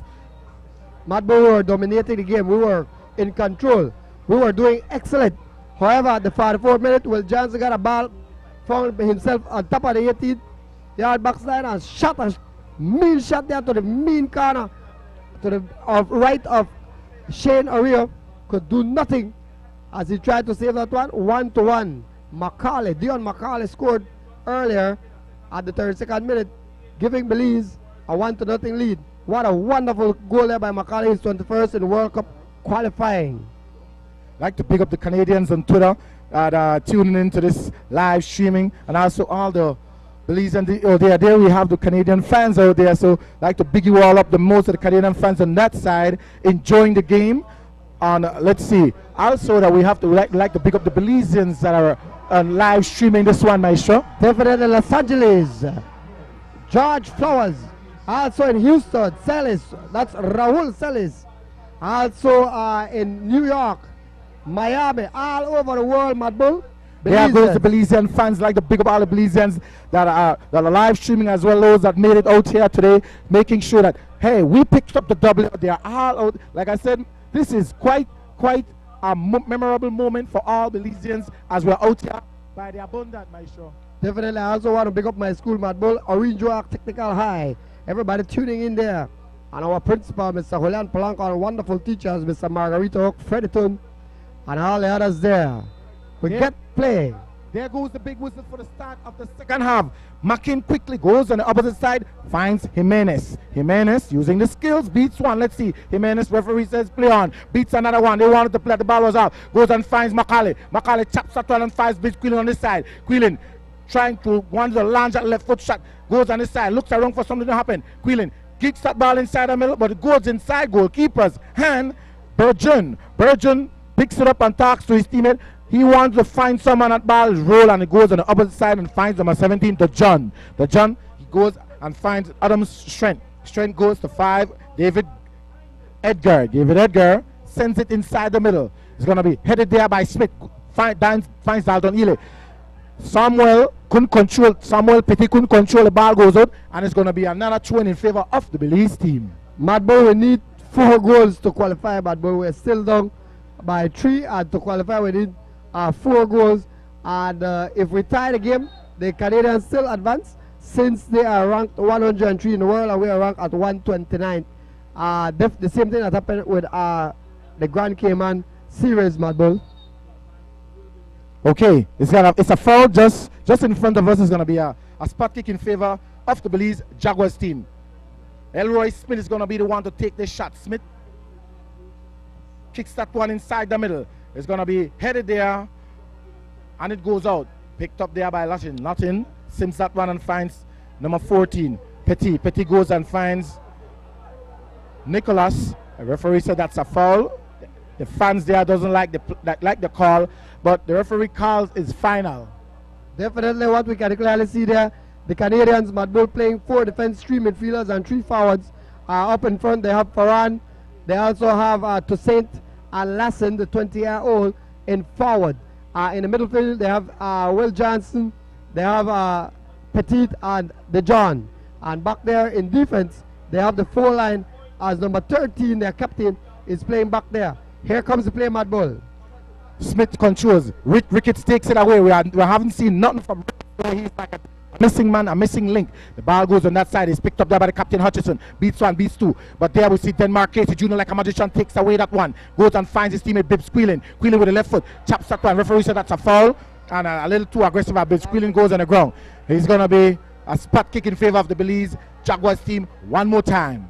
Definitely, Mad Bull, we can declare the Belize team now with a little urgency, as time is our enemy now in the second half. We are playing wonderful out here in the Garden City, Belmopan.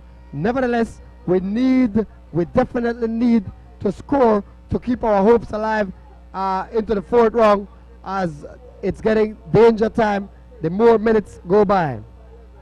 Right, it goes on that side. It's picked up there by Berger, Lennon sinks that one, trying to fight Bib Squealy. He's gonna get it. Chest that one, goes there to Dion McCauley looks it and beats him on this side. Here comes McCauley on the attack. This time on the left side, trying to center that one. This time goes to his foot. He's gonna straight the shot towards the goal. Ball goes just inside, and it's gonna be picked up there by goalkeeper Berjan. He slows it down and talks to his teammates and says, "Hey, come on, go away."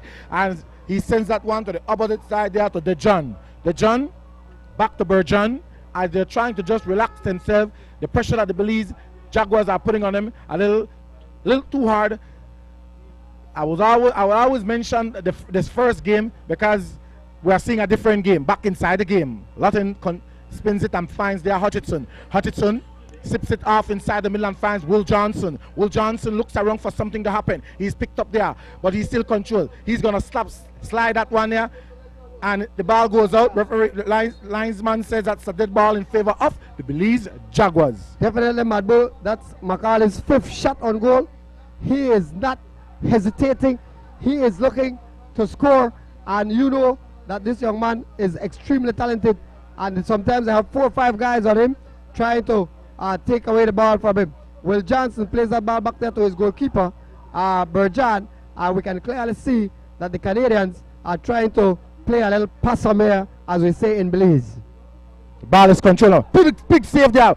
Ball control there by Dion McCauley. He's going to save that onto Makin. Makin has his teammate on the opposite side. He's going to be... McCauley goal! No! Beautiful header there. Beautiful header, my show. Kafu Roches. I conked that one. I thought that one was inside the goal. Man, my eyes must be hurting me, but I saw that ball go inside the goal, my show. Definitely bad ball. It could have been. It should have been, but it was not. And that was a wonderful play there, as that ball was centered there by Jimenez. And that ball almost went in. It could not. There goes the centers right in front, headed just outside. I know that tipped the post. If I'm not mistaken, that ball just tipped the post. As you can see, everybody holding their head, they thought that one was inside the net. Myself and everybody out here thought that ball went inside the net. But nevertheless, it is still 1-1 football game, I sure. The Canadian team, Mad Bull, the Canadians are no pushover. They have an excellent football team.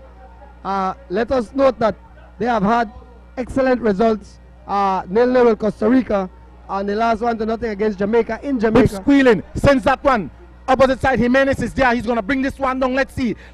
We see the attack by the Belize team goes back to Andres Makin. Makin has one in front, but there we see Petit that takes away that ball from the John. The John takes it away. Ball is controlled on the opposite side, goes back there to Smith. Smith looks around. Let's see. Trying to find someone. He's going to be sending that one, trying to find Squealing. McCall is there. Goalkeeper Bergeron picks it high in the air and brings it down and slows down the play. It is controlled here by Makin. Makin goes inside the goal. Aye. It was wide open. The goal was wide open. Another play there by the Belize team, and we are showing the pressure. This pressure is coming from all angles. We are nearly getting that one, my show. Definitely Berjad, the goalkeeper there for Canada. Mad Bull. So here comes the play. It was a shot towards the goal there by Makin. The goalkeeper was out. He kicked the post because he knew he made a huge mistake. But anyway, that was another break. That's 2 goals this game. So it would have been a 3-1 football game in favor of Belize. There goes the big kick there by the goalkeeper as it went right in front of Makin, and just Makin Jr. right in front of him. All he had to do is made an accurate shot towards the goal with the right foot, but it was a little on the angle and it went outside. Another break for Belize. These breaks are coming often, and they are coming, and you know, breaks by breaks. And when we continue ponging the door, my show. Definitely, Mad Bull, that could have been a goal there. Here comes Canada with Lesson. Dangerous player there, 20-year-old, number 21 there for Canada.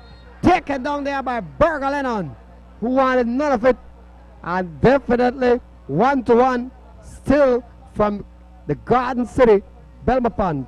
Belize 1, Canada 1. Mad Bull. It's going to be a spot kick for the Canadians just outside the 18 box. The man in charge of this spot is going to be number 2. Nicholas is going to be the one taking this spot kick. Goalkeeper Shinoria looks and talks to his defense. Nicholas, the assassin, gets ready to take this one. He's just outside talking to someone. Right foot shot towards the goal. We see someone warming up, that number 23 warming up, and he's about to enter the game. Ball goes to Hutchinson. Breaked up there by Dalton Ely.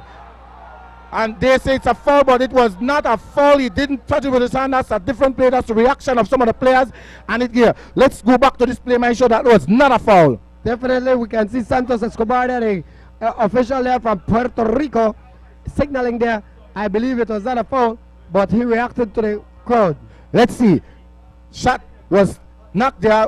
Hutchinson hits that ball. That ball edges the head of Dalton Ely. There was no way that could have been a foul. No way, ladies and gentlemen. But anyway, let's get ready for the spot kick here by the Canadian team. Even though Santos Escobar is about 6'5", Bad Bull, we are about 20 feet in the air. But oh, saved there by Shane O'Rio. What a shot there by the Canadian team. Shane O'Rio. Wonderful save there by Shane. The ball edges outside. Is going to be a corner kick in favor of the Canadian selection. Right from the south western corner of the pitch here in beautiful Belmopan, Mad Bull. Will Johns is going to be the man in charge of this corner kick, heading towards our, like I said, that's the western side. The ball goes inside. It's going to be easy there for goalkeeper Shane O'Rio. He comes outside. Let's see. McKinney is on his side trying to see if he can get a piece of the pie. It goes in front of Macaulay. Macaulay has one to beat. Ball is headed out there by number 4, Adam. Comes back inside the middle. Cafu Roach is judged in front of him. It goes and goes there to Farron. Farron goes back there to Hutchinson. Hutchinson spins on that side there. And just McKinn. McKinn aggressive. And I love the way McKinn... I love the way how this guy is playing. My show. He's the one that has the heart and soul here for the Belize team. That ball is shook that there, trying to find Jimenez. Jimenez can't control a pressure play there, and it goes back to Will Johnson again. That play goes to the John stoking up, broken up there, picked up there, and just McKinn Jr. goes and finds Den Marchese. Den Marchese was the name I was pulling out, and that's the name. Berger Lennon sends that one and goes back there to Jimenez, but a little too high, and the ball goes out. And that one there, Mad Bull, Berger Lennon there taking no chance, had to send that one. There will be a change in the ball game for Canada as Akindele, number 23, will be coming into the ball game, and that will be number 11. Nakajima Farran will be exiting the game. What a change here. I think it's a forward. Yeah, that's a forward for a forward. Definitely that's a change. I definitely look at him walking. Another burning time. Please, referee Santos Escobar, look at this. As he comes off there, he's trying to burn time. That is Farran. And I would say that Farran did play an excellent series there for Canada as number 23, Akindele, comes into the ball game there. A forward for a forward changer for Canada. Mad Bull. Okay, Akindele comes in for him. The ball is played and goes way to the back there to number 4, Adam Strength. Strength is one of those defensive players for the Canadian team, doing an excellent job at the back there. Ball goes back to Ricketts. We have not mentioned Ricketts' name because everybody has a hard play on him. This time it was that play. The ball goes and picked up there by Jimenez. Here comes the Belize back on attack, and the ball goes outside. It's going to be another throw in favor of the Belize team. Ricketts is still reeling up because it was a quick play and the ball went quickly. These guys don't like the way how the ref is blowing the game, I sure. What you can see there, Mad Bull, they try to fake the play. They make it very fast, not even on the exact spot where the foul was, and they try to take an advantage of it. And Jimenez read it clearly, stole the ball, and that's why they are complaining. Here comes the play, 1-1, unofficially, somewhere around 18 minutes into the second half, Mad Bull, from Garden City. Belmont play is broken up there.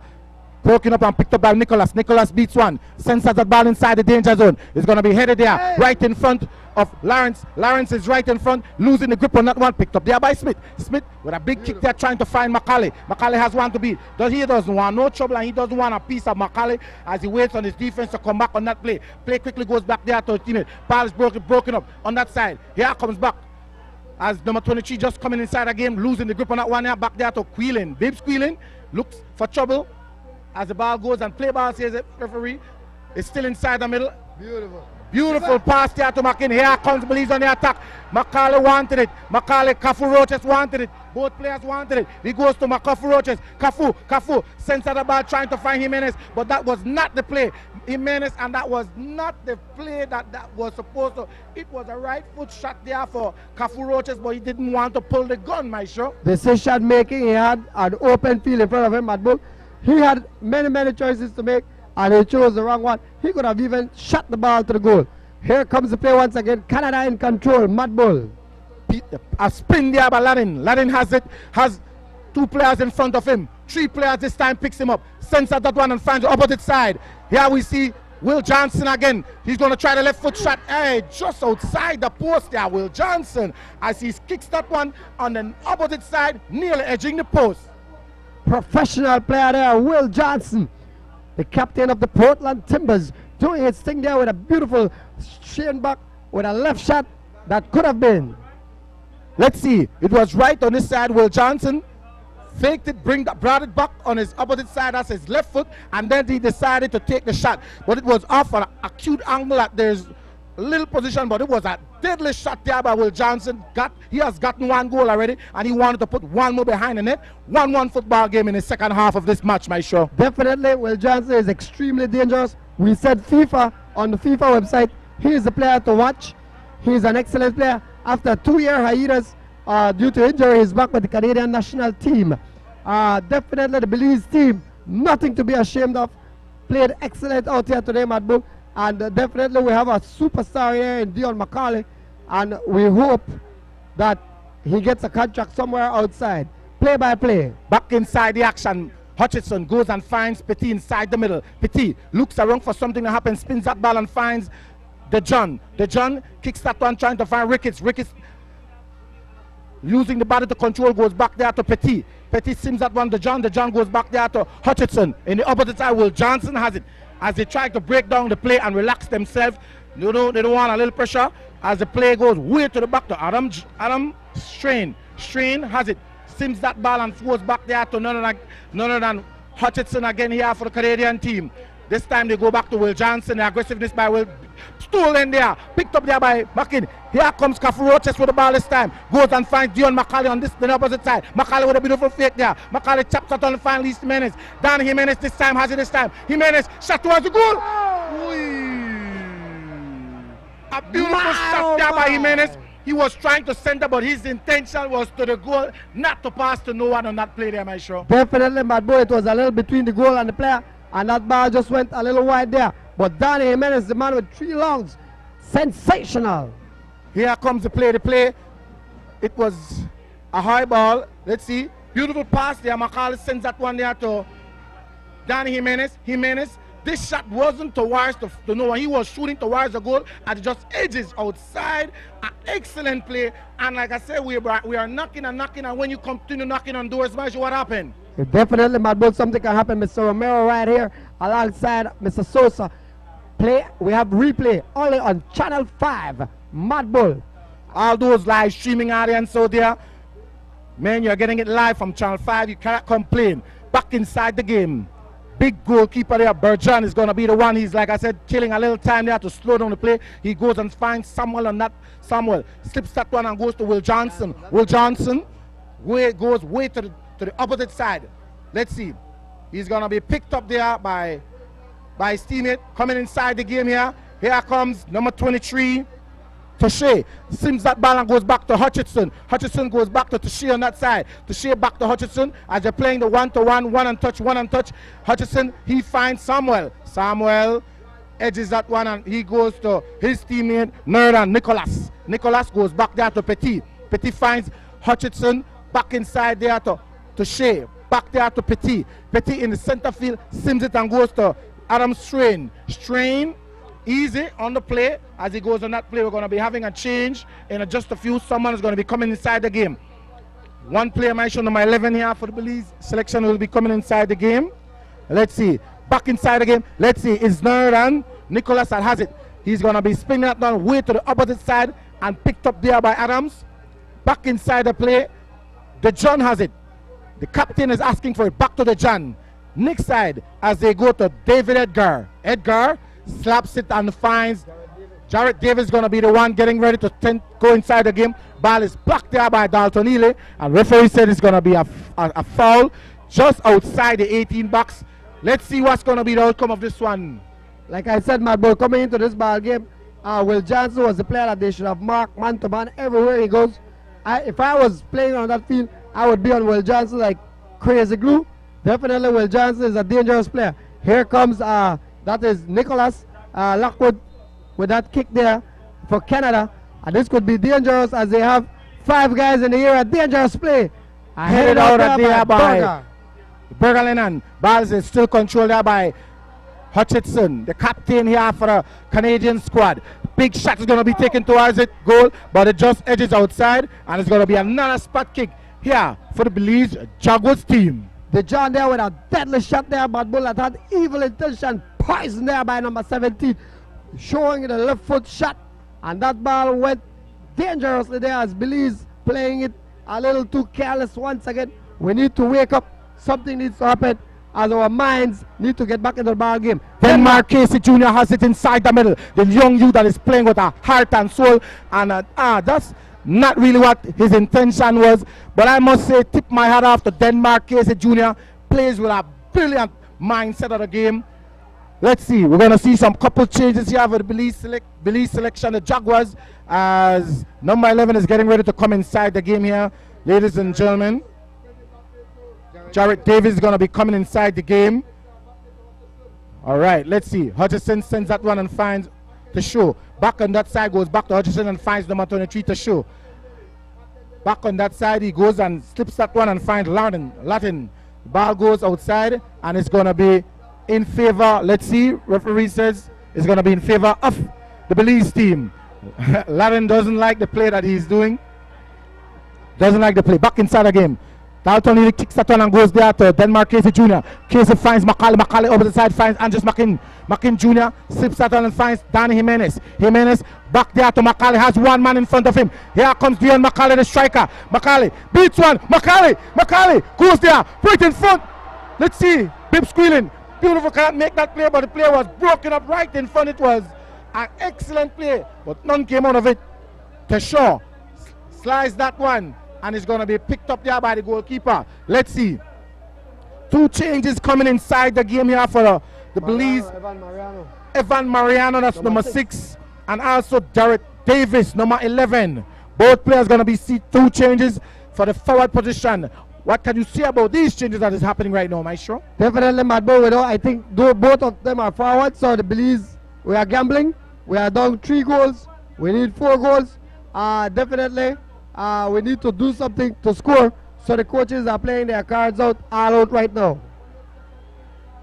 And just smack in. That ball is partially blocked and knocked. It's going to be kicked and going way to the back. There to David Edgar. David Edgar goes and finds Nicholas. Quickly there, Hutchison has it. It goes there to Samuels. Slides that one there to his teammate Ricketts. Ricketts goes back there to Petit. Petit goes and he finds his teammate David Edgar again. Edgar looks around for something to happen. There is nothing happening. He slides it there to number 4, Adam Strain. Adam Strain back there to Hutchinson. Hutchinson in the middle there for Samuels. Back to Hutchinson again as they are trying to pat around the ball. Definitely these 2 changes are going to work because we need to be a little more aggressive in the second half so that the goal can drop, Maestro. Definitely, Mad Bull. These 2 changes would bring a little life because you know that they are fresh. So definitely, estamos aquí en el estadio de FFB Belmopan de Belice. Belize 1, Canadá 1 en la calificación hacia la Copa Mundial Rusia 2018. Canadá attacking. Mad Bull. Dalton Ely with a big defensive play. It goes to Dion Macaulay. Here comes Macaulay on the attack this time. Jimenez is on the opposite side. He slides a beautiful pass to Jimenez. Jimenez has one man in front of him. Chops that one inside the middle. Headed there by number 5, David Edgar with that save. And it's going to be a throw-in in favor of the Belize team. And that's what we need to do when the play is coming so hard. We need to be a little more aggressive. And they are bringing in 2 more aggressive players. See, they're going to take out number 14, Andres Makin Jr. is going to come out of the game, and here comes Jarrett Davis inside the game. Andres, ladies and gentlemen, round of applause there for Andres Makin Jr. playing the half position. Did an excellent job. I must tip my hat off to Andres Makin as he's replaced there. And then Mariano comes inside the game. Okay, so those are 2 of the changes that happened. And I see 1 more person warming up, getting ready to go inside the game. Back inside the game. Ball is controlled here by Dalton Ely. Ely looks around, sends that one, trying to find one of those young players that just came in. Mariano. The play is aggressive. It goes on that side. Referee says play on. Chops it and finds opposite side there. We see Adam Strength. Strength goes back there to Nerd and Hutchinson, the captain. He finds Toshe on the opposite side. He spins on that play back there to Hutchinson as we need to play a little more aggressive and attack. Definitely, Mad Bull, like we said, the Belize team, Macaulay coming back to get the ball, doing everything he can. Number 9 there for Belize, an excellent player, like I said, the number 1 goal scorer in World Cup qualifying in the last 2 qualifications, leading Messi, all these other players that we are talking about, Neymar and all of them. Macaulay is number 1, Mad Bull. Macaulay has the ball this time, has one run in front of Will Johnson. The ball is knocked off Will Johnson. Macaulay still picks it up. He's going to chop that one, trying to find Mariano on the opposite side. It is headed and picked up there by Toshe. Just coming inside. He goes and takes his time and goes back there to DeJohn. DeJohn goes and finds Samuels. Samuels back to DeJohn on the opposite side. There he goes to the captain, Hutchinson. Hutchinson goes back to DeJohn. In the middle, Samuels has it. Samuels rolls it inside and finds Nernan Lauren. Lauren goes and finds Hutchinson again. As you're spinning the ball, this time we need to play a little more aggressive. This time we need to attack my show, where we cannot allow them to do what they are doing right now. Definitely they are killing time, Mad Bull. I just want to say a shout out there to Mr. Mandy Gomez, former St. John's coach, the coach of Dion Macaulay. And Dion Macaulay, straight from St. John's College. Definitely we need the strength there, as we say there, from General Sinquist there, saying we need to bring in the African guy who brings a lot of pressure.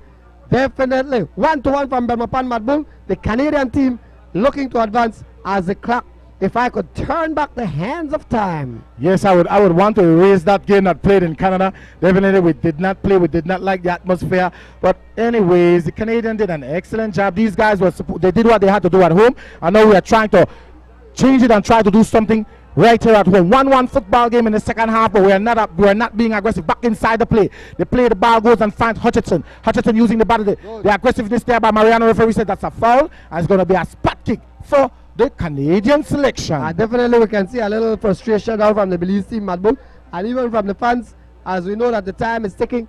But nevertheless, we want to tip our hats out to Mr. Jorge Nunez, Charles Lusher, and all the training staff there, Mr. Kent Gabriel, who did a wonderful job. This is the farthest we've gone.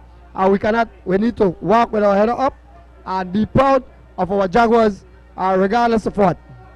Back inside the game, Hutchinson, the captain, controls, chops that one and goes over to the opposite side as he finds Samuels. Samuels with a break, goes and he beats Jimenez on that side. He's going to center this one out to the danger zone. Trevor Lennon is there. It goes in front of Will Johnson. But there we see it was Nerd and Lauren that did not read the play. The ball goes out. Big Sanch, where are you? Enough respect to Big Sanch. He was supposed to be with us today. Man, we missed you, Big Sanch. Definitely Big Sanch there. One of the guys that does the play-by-play and the statistics and the research for us, Mad Bull. We hope you're watching there, Big Sanch. Big ups to you. Definitely here, the Belize team showing their disciplined 4 defense, and there are 4 midfielders and 2 forwards still playing there. Will Johnson hung it there by Denmark Casey Jr. Lauren there, the 20-year-old sensation there for Canada, showing his stuff, stolen there by Yellow. And here comes Shade, wanting nothing with that. Shade satters there and kicks it out. No problem, Mad Bull. What happened? The pressure was a little too hard on them as they had to just kick away that one. Ball is in favor of the Canadian team. It's going to be Nerd and Samuels getting ready to get into this ball. He's going to Shade, back there to Samuels. It's DeJohn that has it this time on the opposite side. Samuels is in the middle. DeJohn comes from the defensive side, trying to slow down the play here for the Canadian team. Goes back there. This time Samuels has it. Samuels slides that one, trying to find Lennon. The ball is broken up, picked up there by Andres Jr. Picked out there by Dalton Ely. There we see Quillen slays it and throws on the play and goes there to his teammate. Back on that side. Back there to Smith. Smith is going to center that one high, trying to find Jimenez. He's going to ease that one. Tiddley, let's see. Macaulay has it in front of him. Tiddley,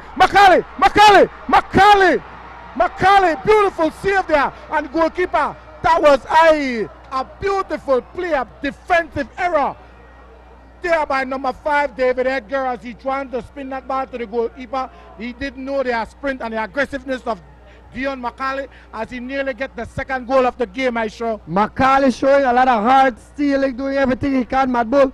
And that ball he just got it on the wrong side of the sphere, and we can clearly see that Canada got away there with one. Okay, back inside the play. The ball goes out and it's going to be in favor of the Belize team as we're going to be having a couple changes. Number 17 is going to come out of the game and we're going to be Ahmed coming into the ball game. Number 20 coming into the ball game there for Canada.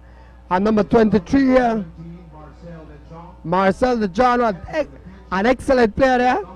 Here comes the play, ladies and gentlemen. Here comes the play. And it was a break. Al McCauley tried his best. Wanted to do is just to flip the ball over, just like he scored a goal like this before, right over the goalkeeper, but it just tipped behind his foot. It was right behind the foot. The goalkeeper had the break, but he had one more chance. But here comes the big defense, Adams, that kicked the ball away and break up the play so the goalkeeper can get it. Beautiful there by Dion McCauley, the killer. Definitely kicks it out. No problem, Mad Bull. What happened? The pressure was a little too hard on them as they had to just kick away that one. Ball is in favor of the Canadian team. It's going to be Nerd and Samuels getting ready to get into this ball. It's going to shape back there to Samuels. It's the John that has it this time on the opposite side. Samuels is in the middle. The John comes from the defensive side trying to slow down the play here for the Canadian team. Goes back there. This time Samuels has it. Samuels slides that one trying to find Lennon. The ball is broken up, picked up there by Andres Jr. Picked out there by Dalton Ely. There we see Quillen slays it and throws down the play and goes there to his teammate. Back on that side. Back there to Smith. Smith is going to center that one high trying to find Jimenez. He's going to ease that one. Tiddley, let's see. McCauley has it in front of him. Tiddley, McCauley, beautiful save there. And goalkeeper, that was a beautiful play, a defensive error there by number 5, David Edgar, as he trying to spin that ball to the goalkeeper. He didn't know the sprint and the aggressiveness of Dion McCauley as he nearly get the second goal of the game, I show. McCauley showing a lot of hard stealing, doing everything he can, Mad Bull. And that ball he just got it on the wrong side of the sphere. And we can clearly see that Canada got away there with one. Okay, back inside the play. The ball goes out and it's going to be in favor of the Belize team as we're going to be having a couple changes. Number 17 is going to come out of the game and we're going to be Ahmed coming into the ball game. Number 20 coming into the ball game there for Canada. And number 23 here, Marcel DeJohn, an excellent player there. Here comes the play, ladies and gentlemen. Here comes the play. And it was a break. Al McCauley tried his best. Wanted to do is just to flip the ball over, just like he scored a goal like this before, right over the goalkeeper, but it just tipped behind his foot. It was right behind the foot. The goalkeeper had the break, but he had one more chance. But here comes the big defense, Adams, that kicked the ball away and break up the play so the goalkeeper can get it. Beautiful there by Dion McCauley, the killer. Definitely Dion McCauley doing everything. We want to give McCauley a bib, bringing a lot of stuff there. 23, the next Makin brother is now into the ball game, Mad Bull. Number 23, as Elroy Bibbs Quillen is out of the ball game. I would say he could not get a Canadian visa and he was not injured. Derek Davis picks up this play. Let's see, here comes the Belize on the attack this time. They go to Jimenez on that side, on the opposite side. Here comes Mariano right in front. Take the shot. He has the break to take the shot. This time he wanted to pass. Take the shot, Mariano.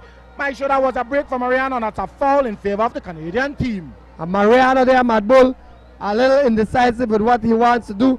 Like you said, we know who Mad Bull is. Mad Bull is a shooter. Mad Bull, you would have shot that ball even if you were way deep in the deep ocean. Yes, back inside the game. Lauren, the ball goes off the foot. The referee said it still belongs to the Canadian team. 1-1 football game. We're deep inside the second half. An exciting game. The fans are getting exactly what they want. I know the double would have been more sweeter, would have been more nicer, but this is definitely a different taste of what these guys did in the first game, I sure. Definitely we can still win this ball game, Mad Bull, and it would be history if we win it. A 1-1 tie. We don't want that. Let's go, Belize. Here comes the man with the 3 lungs. Danny Jimenez controls this one. Passes across the half-court line. Let's see. Looks around for something to happen. Chops that one trying to find McCauley. McCauley chases it. Looks around. Brings it down. Beautiful. As he spins that one. Just a little too harsh. And I wanted that one to go in front of his. He managed, and the ball is played here by Ricketts as he comes back on this side. It is spin on the opposite side and finds Nicholas. Nicholas goes there to Will Johnson. Will Johnson at the back there, and he finds David Edgar. David Edgar relaxes himself and chills and see what's going on. There comes David Edgar again as he slides that one there to Will Johnson. Will Johnson eases his attention and goes there to Nicholas, back there to David Edgar. Now we need the Belize team to attack, but they're not doing that. They're just watching and letting the best play on. David Edgar has it there for the Canadian team. Slides that one and goes back there to Nicholas. On the opposite side, Samuel Petit has it. Samuel Petit taps that one, trying to find his teammate as it comes inside the play. Here comes ball, and it goes on that side. Beautiful there by Mariano as he beats one. Mariano still controls again. Brings it at the back, throws on the play. Looks and finds Dion McCauley. McCauley goes and he finds his teammate in center. McKin again. McKin controls. Looks around and goes over to Mariano. He's going to chest this one, bring it down. Let's see. Has one man in front of him. Goes and takes his time and goes back to... And that was not the play. He did not read the play. A lack of communication again. You know, when you're not communicating the right way, that's the end result, my show. Definitely, Mad Bull. And you know when you communicate, you need to communicate rightly. Definitely, the guys are getting tired by this time, and the substitute do not have the same chemistry as had the first 11, Mad Bull. Yeah, let's see. Samuel Petit slips it and goes to Adam. David Edgar. David Edgar goes and slides up to the opposite side and finds Adam Strain. Strain is going to be bringing down the ball here for the Canadian team. Goes and inside it. Samuel Petit has it again. He's going to be sliding that one there to Will Johnson. He's going to be picked up there by McKin. McKin doesn't want no trouble as he kicks that one. As Will Johnson holds his knee there. No, it wasn't an aggressive play. He looks around, turns his head and say, hey, well, it wasn't nothing aggressive. It was just a football play, my show. Will Johnson, Mad Bull, is definitely trying to do a little act there for Hollywood. I believe after he finished football, he will be in Hollywood. Back inside the game. There goes the play. Referee said it belongs to the Canadian team. It's going to be a foul. It's going to be a foul, just a spot kick there for the Canadian team. Let's see. We're deep in the game, ladies and gentlemen, inside the FFB Stadium. 1-1 football game. Right here, Belize scored early inside the game. Dion McCauley, the striker. Then late in the ending of the first half, it was Will Johnson that tied the game. And that is how the score stands as is right now. 1-1 football game in the second half, my show. Here comes Nicholas from that side there, Mad Bull. Oh, and the linesman said it's a corner kick in favor of Canada. And everybody is saying, what the heck were you saying? As referee says, no way. It's a goal kick, and the referee overruled the linesman there. We can clearly see referee Santos Escobar of Puerto Rico. Definitely, we can. Here comes Shane. Shane with a big kick there, sending that ball, looking there for a play. Sends that ball there as Akinwele from Canada plays that ball back there to Will Johnson. And Will Johnson there sends that ball there to Petit. 4 minutes inside the second half of this game. I shot 34 minutes unofficially inside the second half. Dalton Neely there as that play. Ricketts wants to switch on the opposite side, wants to make something happen, but he is not getting anything today. No goal for Ricketts today, my show. Definitely, Mad Bull, 11 minutes. It has been a big pleasure to follow the national team, the Jaguars, and working on Channel 5 alongside Ladrick Shepard, the Mad Bull, Luis Sosa, and everybody else. There goes a dangerous player from Nicholas as he fouls. That's Jared Davis. Our referee says it's a foul in favor of Canada. What was the referee saying there, Mad Bull? Well, Jared Davis a little too aggressive, says the referee, as that was a foul. Ball is controlled here by Hutchinson again here for Canada. Steps that ball and goes way to the back there to Adam Strent. Strent is going to send that one there to Will Johnson, trying to head that one as it's going to come way down on this side. Jared Davis has it. Slips that by and finds his teammates.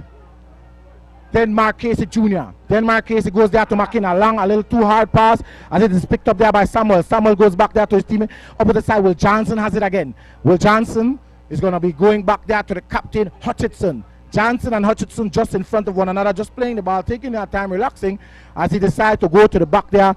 That was the man that made the bigger David Edgar. Edgar slides it and goes Adam Strent. Strent goes in the middle. Big play as the ball is broken up. It's going to be picked up once again there by Adam Strent. Goes way to the back to goalkeeper Burjan. Burjan slides it in the middle and finds Samuels. Samuels loads it up and goes on the opposite side. As we see. Goes back there to Samuels again. Hutchinson has it. Back there to Will Johnson. as the Canadian teams are just trying to work a little at a time, and that is what they are doing, Maestro. Definitely, Madbo, we can see our team that we are exhausted. We're running to a professional team. All of them play outside of Canada. Most of them do. A lot of them are naturalized. And these guys put everything into World Cup qualifying, as many countries do. We did a wonderful job in Belize here. As we can see, 1-1 from Belmopan here. As the 20-year-old sensation there, foul on Maki. That's a good foul. We're not going to argue with that. 1-1 unofficially 36 minutes into the second half. Okay, the ball plays on the opposite side and it goes back there. Let's see. Ricketts goes on these. Here comes Latin in front. Latin, he's going to try to shot towards the goal. Slipped and goes outside, and he's going to be picked up there by Touché. Touché slides it, and he finds Will Johnson's shot there. Nowhere to be seen as the ball goes outside. That's number 20 that comes inside the game and takes a shot towards the goal. Nice shot. Goes back to his left. He comes way. There comes back. It's going to be McKin. McKin looks around for something to happen. He still controls. Let's see. He's going to try a dagger there from outside, but it just raises and raises a little too low and goes way out. So anyway, that's a nice try there by McKin as he attempted a shot towards the goal. That was a long shot there, but both way outside the 18. That was from like 24 yards out. Almost impossible. Here comes the Canadian team, Marvel. 2 minutes. Okay, he has showed the 2 minutes and only 2 more extra time inside the game. Quite an excited game. 2 more minutes extra time, and that's a little amount of stoppage time in the game. Como dice Minelo Gutierrez Madbull, finaliza 45 minutos. 2 minutes in stoppage time, ladies and gentlemen. Hats off to the Jaguars, our wonderful young men. And like what Evan Exide said, if we go professional, nobody in the world can beat us. Back inside the game. As the ball goes on the opposite side, it is the ball goes out. The linesman said it belongs to the Jaguars. It's going to be a throw in favor. It's going to be number 31, number 13, Dalton Neely getting ready to throw in this ball. Let's see. Looks around for something to happen. Sensors kicks that one. The ball goes outside. It belongs to the Canadian team. Maisha, I must say that the Belize team played their heart and soul. Dalton Neely with a head buck there. The ball goes and picked up there by Macaulay. Macaulay spins it around, and Macaulay is doing whatever he wants in this game. It is controlled there by Petit. Goes and finds Latin. Latin Dalton Neely takes it away from him. Back there to Smith. Smith finds there. Then Marquese Jr. Then Marquese Jr. goes there to Andres. That's McKin. McKin goes between the foot, beats one. McKin still has it again. Here he comes back on the attack. Here comes back in as he goes there to Jimenez. Jimenez is going to center this one here. Let's see what he's going to do. He wants to touch one-on-one. One-on-one. Jimenez, shut down. Hey, beautiful save there. Ladies and gentlemen, I had called that goal again. We had missed that one, a defensive play there. The goalkeeper tapped that one. That was nearly inside my shot. The fans wanted something, but bull. They call it. It's over. Canada was saved there by the hands of Burjan. What a wonderful play there. 1-1 and all the players in the middle of the field. The Jaguars. Belize.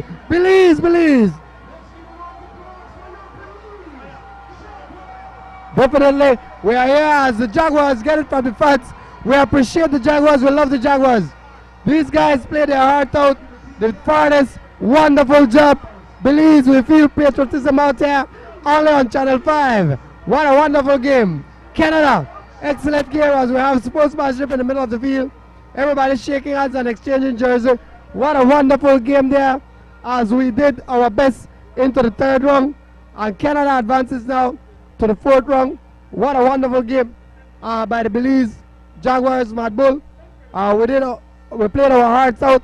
A goal there by the sensational Dion Macaulay of St. John's fame, the son of Manu. Manu, thank you for that wonderful young man. He is an excellent young man there, representing Belize in all facets. Here comes, we're going to go back to the play that just happened just a while ago. There was a play to win the game. Beautiful there by Jimenez as he bicycled that one. It was headed there off the back. Macaulay edges and the goalkeeper Burjal with a lifesaver hand there to just tap that one outside, but that was the goal to win the game, and it would have been a pleasure. It would have been a pleasure to get that goal once more again. We're going to be seeing this one there. As you can hear the fans at the back cheering. These guys did an excellent job. These guys did what they came out to do. Excellent there. Let's see if we can get back one more play at this. And there goes, let's see, the header there. And it was goalkeeper Berjan that saved that one. That's a big save there by Berjan. At the end of the day, it would have been a 2-1 football game for Belize. It wouldn't have helped us, but it would have been an excellent finish for the Belizean fans. 1-1 Mad Bull for a beautiful Belbapad. And we want to say right here, Mr. Abosei, our master control. We have Mr. Luis Sosa, Mr. Romero. I did it for me. I did it for you. I did it for all of us. Lo hice por mí, lo hice por ti, lo hice por todos nosotros. Vacúnase hoy. So that everybody's life can go back to normal. Please. Get vaccinated today. Thank you. One project. 10 football regions. 123 clubs. 2,396 youth participants. 2018 saw the rise of our youth with the implementation of the National Youth Championships in the categories of U15 male, U17 females, and U17 male. This project essentially sought to strategically promote and develop football in Belize by means of centrally organized competitions at the youth levels for both males and females. President of the Federation, Mr. Sergio Chuk, explains more. Well, the vision of the FFB is to promote football on a whole. But through the funding, the FIFA Forward funding that we got this past 2018, we were able to come a lot closer to our vision, which is basically improving the quality and the time that the kids are playing football. Those competitions basically culminated in a champion for each of the 10 regions, which then participated in a national tournament. So we have champions at the national level for our youths in the U15 male, the U17 male, and the U17 female. The main objective is that we